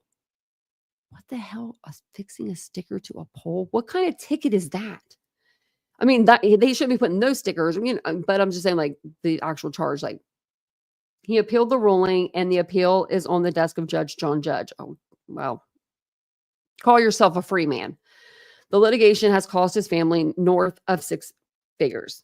So as Doug Wilson reads all the news reports criticizing the Moscow Police Department for its handling of the murders, he senses an opportunity. This could be great PR for the church and very helpful for his grandson's litigation. He starts to type his weekly newsletter to his congregation. Oh, great. There are 3 things to remember. The first is that the police are currently engaged in a crucial task that God has assigned to them, and we should be doing nothing but praying for their success in it. But then he goes on, then he gets to point 2, the opportunity for litigation around his grandson. Second, you are all aware of the fact that it was the same police department that arrested some of our members for singing psalms legally, and lawsuits are still in progress. But this is all being pursued biblically and out of true principle, and does not want to unjustly tar those good cops who had nothing to do with it. So if we could give way to any carnal gloating or glee over the fact that our police department is now receiving very critical attention from all over the world, which it is, then we have become part of the problem. Finally, he focuses on the larger PR opportunity the murders offer to the church. That's perfect. Perfect. PR for my church. PR for my freaking church. You are a scumbag, sir. Whoever this guy is, I hope you're listening. You're a scumbag. That's a scumbag move. That's crazy. Finally, he focuses on the larger PR opportunity the murders offer to the church and the community. It's imperative that his congregants do not screw it up. And last, we need to take a few steps back and look at the big picture. Our little town keeps finding itself in the limelight, and it has to be acknowledged that something strange is happening. Meet the Press came and did a story on what was happening here in Moscow, tagging our town as the place where Christian nationalist thing is going on. And then these sensational murders happen. When he's finished, Wilson sits back, pleased with his handiwork. He knows that there will be eye rolls in the town, but who cares? The pastor describes himself as having very thick skin. He regularly invites local law enforcement and other civic leaders to the lunch in a back room in the church. They refrain from talking about the lawsuits, but he subtly and unsubtly reminds them of the church's importance in the community. It's not unhelpful, Wilson thinks, that the church owns the building that houses New St. Andrew's College, which has a CCTV camera positioned above the grub truck. He gathers that there's video on it of Maddie and Kaylee walking towards the truck with a guy in a hoodie talking about someone named Adam on the night of the murders. It's been handed over to the police, a useful reminder to law enforcement of the upside of the church's presence in Moscow. Well, if the church wasn't there, it would have been a bank or something.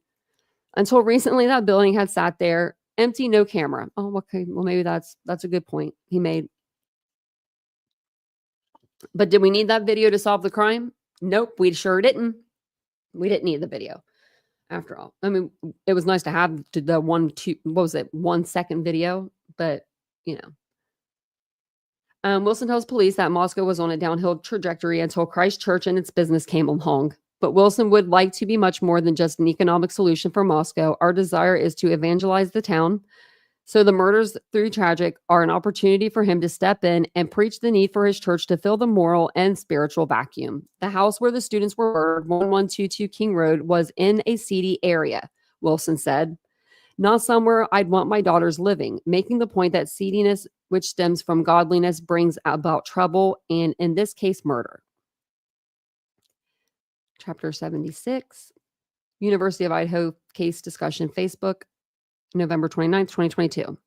Kristen Cameron and Alina Smith, the two administrators of the University of Idaho case discussion Facebook group, start to notice some unusual posts from a member going by the name Papa Roger. They have no idea who the user is in real life. His avatar is cartoonish, creepy, seemingly digital, created. It's a profile of a man with graying hair in some sort of military uniform. Papa Roger garners attention very quickly with a startling opinion. Of the evidence released, the murder weapon has been consistent as a large fixed blade knife. This leads me to believe they found the sheath. This evidence was released prior to autopsies. Until now, amid all the theories and speculation on the page, no one has mentioned a knife sheath. Papa Roger gets pushback and he argues with people who disagree with him. A user named Dustin Stubblefield responds, due to the number of victims and assuming each victim was stabbed multiple times, I'm sure that there were visible evidence of the knife guard. For all we know, the investigators on the scene wiped a couple stab wounds clean to look for bruising. I think it's far more logical than finding a sheath. Sheaths are usually attached to a belt. Papa Roger writes back, they don't clean bodies at a crime scene. The amount of blood must have been tremendous.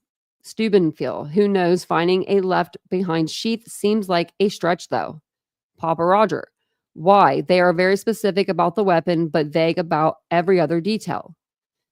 Stubblefield, I think it's more likely they did closer examination on the wounds on scene than you think. Papa Roger, curious why you are debating the sheath theory so bad or so hard.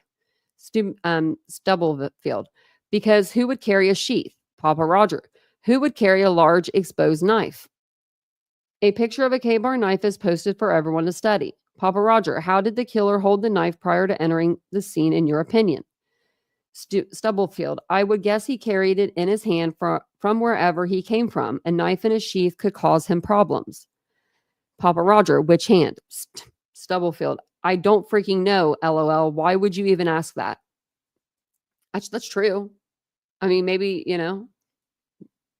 maybe he's right-handed, right? But he does everything with his left. That's me. Like, I'm right-handed, but I do everything with my left. Like, I open up jars. I do like anything that's like that you would think you would use your dominant hand. I don't use my right for anything, which I need to start because this one's starting to hurt. This one I need to start using. So, it says, Papa Rogers, so a knife-wielding person walked from where and entered this house at what point with a large knife in hand? Stubblefield, how in the hell would I know that? Papa Roger, do you carry a knife? Stubblefield, dude, give it a rest. You sound like a psycho. Wonder if we'll ever know. Yeah, Cherie, but I can't do a whole lot with my left side. I mean, I could do some things. I can't write, though. I can't write. Vincent's left-handed. They say like 10% of the world's left-handed. I know a lot of left-handed people. Members start messaging Christina and Alina, asking who the heck Papa Roger is. Why is he so arrogant and why is he focusing on the knife sheath? Christine and Alina wonder why Papa Roger is wonder if Papa Roger is ex-military, given his strange profile picture and his seemingly expertise in crime. They notice that he posts fairly regularly, sometimes multiple times a day, and his questions and opinions seem to contain a certain macabre insight. Who is he? I believe the killers came from the high side of the house. They were covered in blood after the attack. I feel like blood ran down a few places, but it has been suppressed. The kitchen was dripping blood, but they won't admit it. Did the killers drive or walk to and from the scene? Thoughts. Why did the killer choose a knife as the weapon of choice? Did the killer stop it for victims out of exhaustion, convenience, or lack of knowledge? All of these, he's definitely Papa Roger. Look how he's writing these questions. Why do we think the dog was spared? Why did the killer choose that house over all the others in the area? How long do we think the killer was in the house? Do we think the killer took anything from the house? This is like his essay question or answer, question and answer little thing for people, the criminals to do. Like, hey, I'm not going to commit a crime, but I do want to put out this survey about crimes.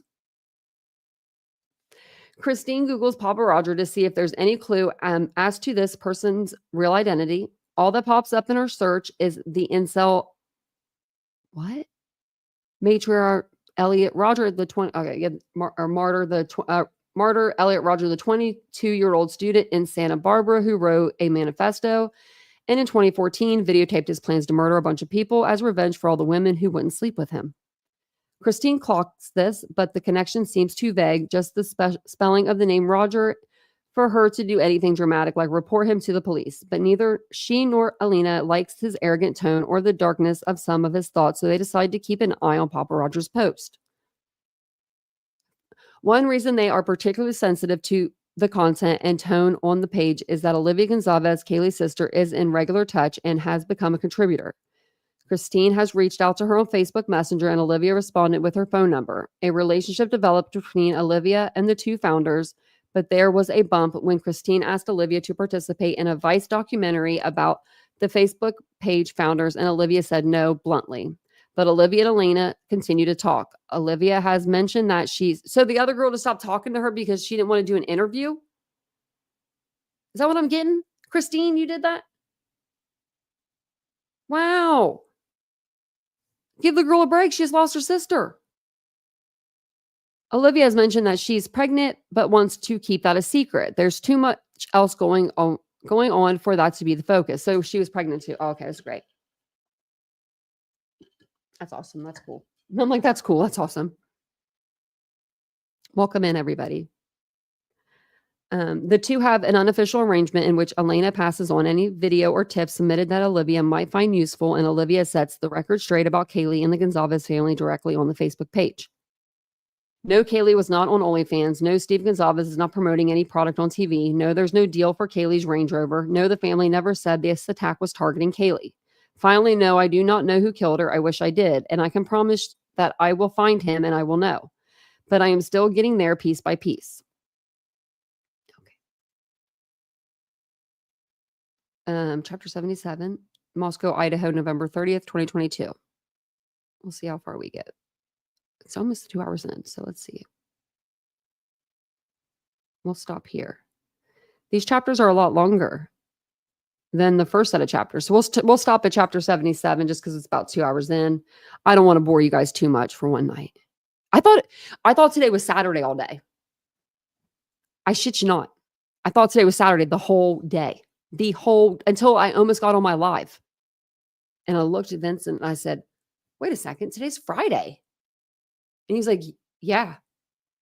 And I was like, no way. Me too, Zaza. I'm on the hard stuff too. I consider that's the hard stuff. I feel like it's pretty hard. I've been on it for 10 years. It's the only thing that helps me sleep. If I didn't have it at night, I would probably have a full mental breakdown. They're like, oh my God, I can't sleep. I've literally come home from a hotel that we went to. We went to a hotel for our anniversary. This was years ago. And I forgot my bedtime medication and we had to drive back. See, they put me on trazodone and that just isn't, that's what I feel like that's like, doesn't work. My mom was on that though. Since your husband passed away, sure, are you talking about yours? Yeah, I'm like, we driving home. I was like, I could just stay up the whole night, right? Like, you know what I mean? Like, because I felt so bad. Now I never forget. I have like I have like this little, I got it off of Amazon. It's a container for your medication, you know, like how you have like the pill containers, but you have like, I don't know. So this one's better. I'm going to figure out the link and I'm going to link it all to you guys because it's like $10 or less. And you all need it if you take medication, especially morning, noon, and night, because I always forget to take my medications or I'll, if they're all in the same, like if I don't have a morning, noon, and night, like spot for each, it's like, well, you know, I don't even know how I would live. don't know how I'd live now. But it's amazing. So you could take them out. I actually have one right here. So I have this one. It has like, you can see the back of it. It has like what are these things called, gabapentin in it. But it has like the date. So it's Thursday here. It says like the date, and then it has like 3 different things you can open. And I don't like to take the gabapentin. So I've been doing really good though, but I didn't take it today. But so it has a morning, noon, night, and then you put this all. It has like a container. You put it back in, and then you take out Fridays. You put it back. You take out Saturdays. You put it back. It's the best thing I've ever bought for my health.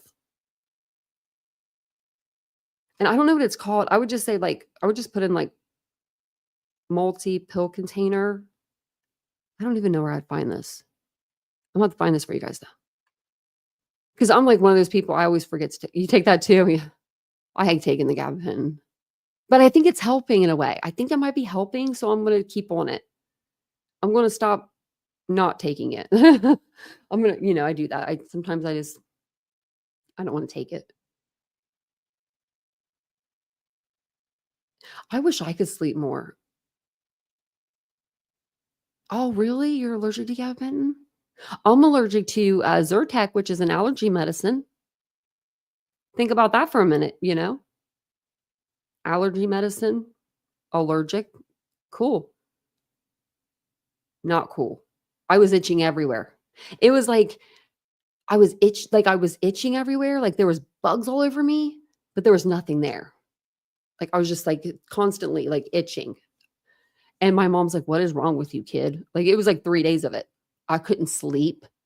I would like pass out at like 7 a.m. from the night before. And it'd only be because my body just gave out. So finally one day I was like, this is the only thing that's new, right? I'm like thinking about it. I'm like, this is the only thing that's new. I'm going to go get some Benadryl.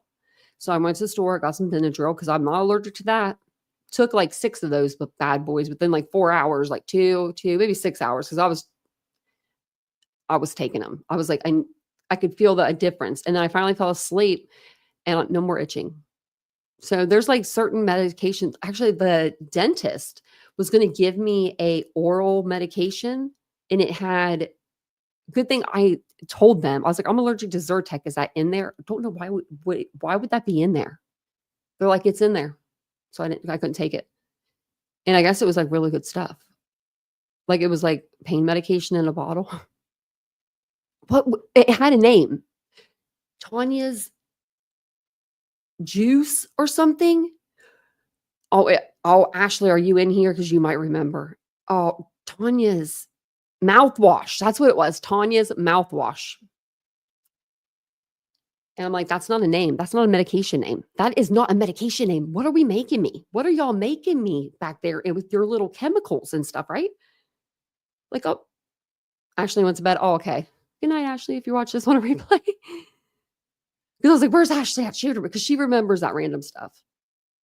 Like she remembers that. Like she would remember. Serious, that's how I am. Some medication I have no reaction. And that's what's even scarier. Like it just doesn't affect me. Really, Tony? Oh my goodness. My dad was allergic to penicillin. Really, Jet Set? Yeah, I think that's what it was, Serious. That's what it was like. Yeah. Yeah, stress triggers, reducing them. I don't know how to do that. Christian, I wish I could. I have like I don't know why. It's just, I hold in trauma. That's my stress. Like I don't have like nothing to be stressed out about because of the fact that like, I mean, everyone's healthy over here. We're all healthy. We're living. I'm like, I'm trying to think of like, we're doing good over here. The dogs are doing good. Cat's doing great. His birthday's tomorrow, along with my mom's. But we made the cat me and my mom made the 19th his birthday because he was born 6 months before December. Like I got him in December and he was like 6 months old. So we were just like, we'll just do July 19th. Like that's what just his birthday will be the same as yours. So I have to go to Dollar Tree tomorrow because I'm going to go to Dollar Tree and I'm going to buy him a party hat and some decorations. And you best believe that cat better sit for a picture. I'm going to make him look so cute. And then I'll show it to you guys. He'll probably hate me forever. Forever. He will probably never look at me again. But I mean, that's the price. I put a collar on him when I got him, like a cat collar with a bell. That was the funniest thing. He's like doing this, like trying to get to the bell. Like it was like, it was so sad. I'd take him off of it. He doesn't like that. He doesn't like that stuff. He won't even sit on his new cat perch because he doesn't think it's his. I even bought cat like nip spray. That's it though. I needed that laugh. And thank you guys all for being here tonight. I appreciate it.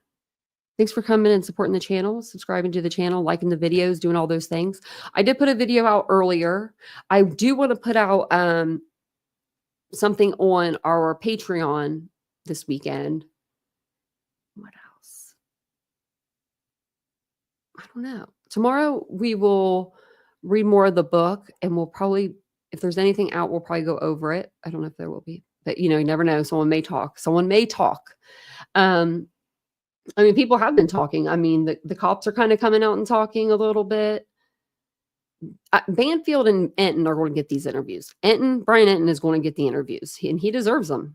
He was out there in that freezing cold for months on end. And then he was always the first one at the police station, like, at the jail when they would do like court hearings for Kohberger. He was always the first one there. It'd be like 5 a.m. He's sitting there. It's like he doesn't have someone sit for him. He doesn't have that like stature yet, I guess, like where people sit for him and he's like the face. So he doesn't have to be cold.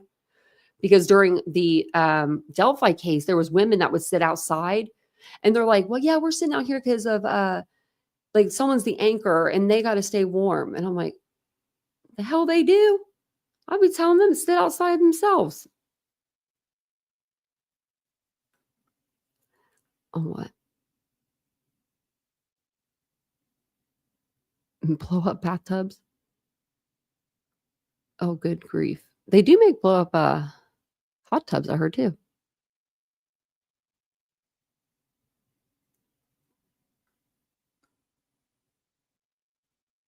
Oh, weight loss drugs. Man, don't you tempt me with a weight loss drug. I'm just kidding. I just need to exercise. That's all. I'm naturally like, I'm 140 now, but I'm naturally like really, really rare. Like I'm like Olivia thin, like rail thin. But I'm like, I'm cool with this.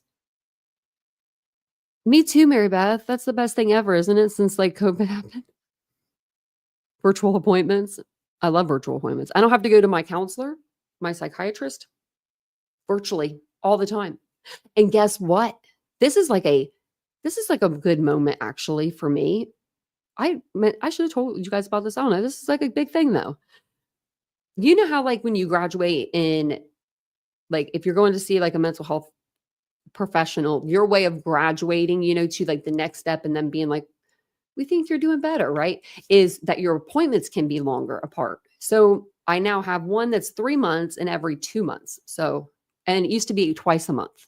And I don't have to see her for like, maybe it's once a month or once every 2 months. No, it's once every month, I think. But that's better than twice a month. Especially when you got to talk the whole time. Because if you don't talk, then they want you to do like these exercises, like they're weird exercises. And I'm like, I'm not doing that. Pretend like, you're in a room with Taylor Swift. Well, okay. Well, okay then. I don't know. It's just funny. Does it work? Oh, I have to send me a picture of a baby girl. I need one of those. I need to do ab exercises and walking. That's all I really need. And some weights, maybe. We have a gym. So we have a gym here, and it's nice. It's got everything you need, and plus a little more that I don't use it all. And then I have everything up here to do weights, walking, like treadmill. This goes up to like a 5.0, which is pretty quick for me, and then something else. But we have some stuff up here like that we could use to work out, but I just need to do it. Oh yeah, send it to my TikTok. Car accident, Vicky. I'm actually getting my eye looked at on Monday because it's been like the way it looks. I don't like it. It's just doing. It's not serving right now for me.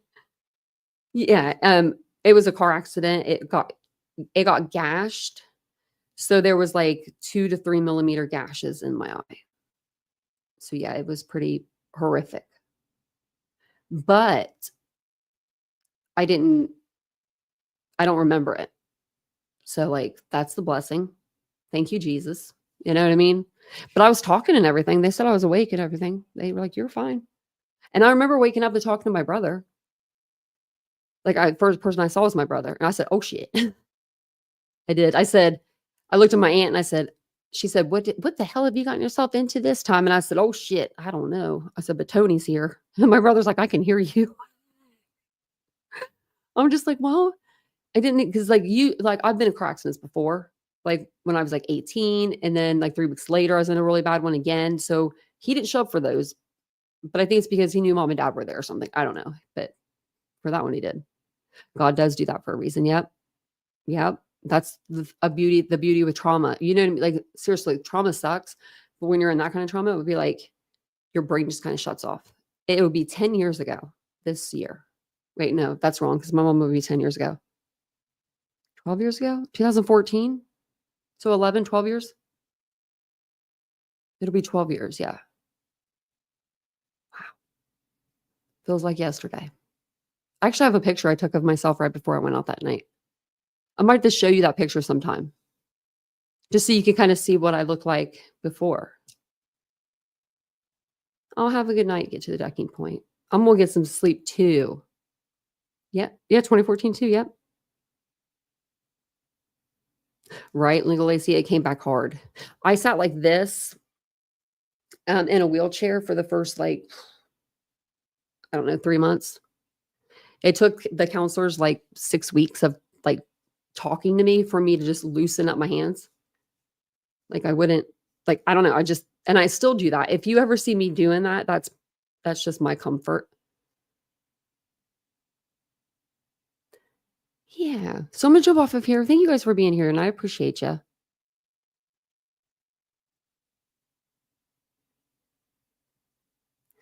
Oh, well, seriously, you made a difference in my life. I said, Jason. So it's Skagit. Skagit. Am I saying that wrong still? Am I doing the J wrong?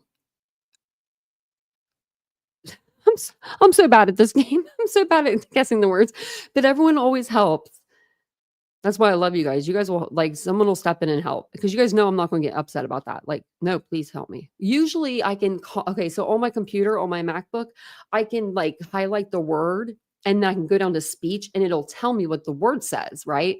Well, with this book, when you highlight it and you like go to hear the one word, it starts reading the whole book.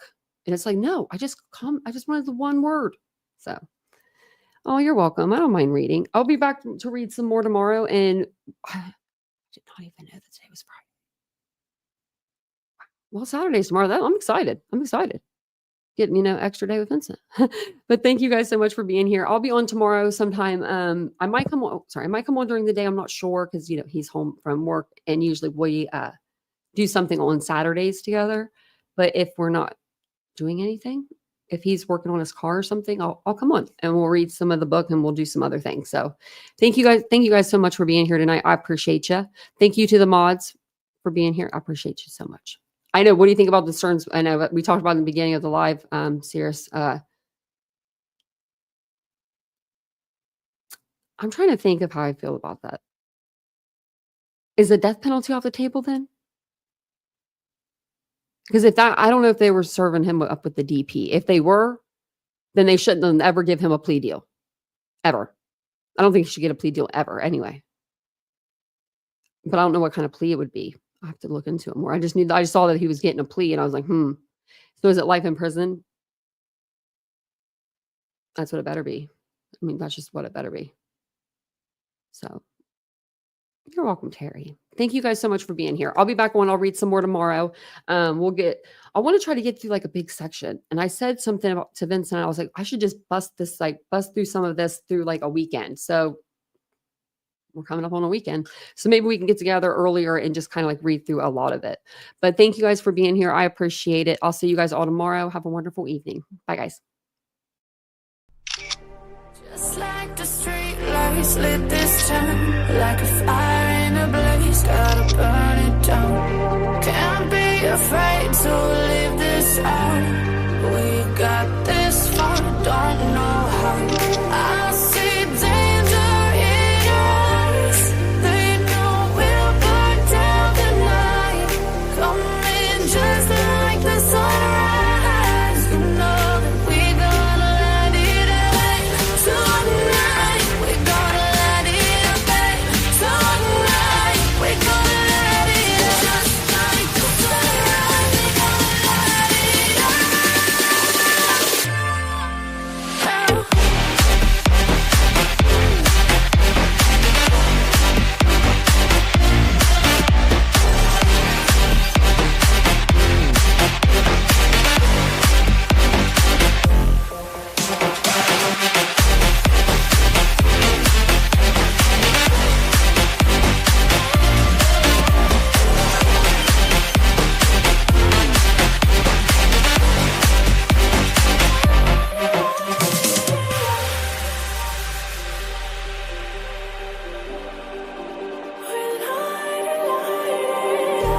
Just like a spark that's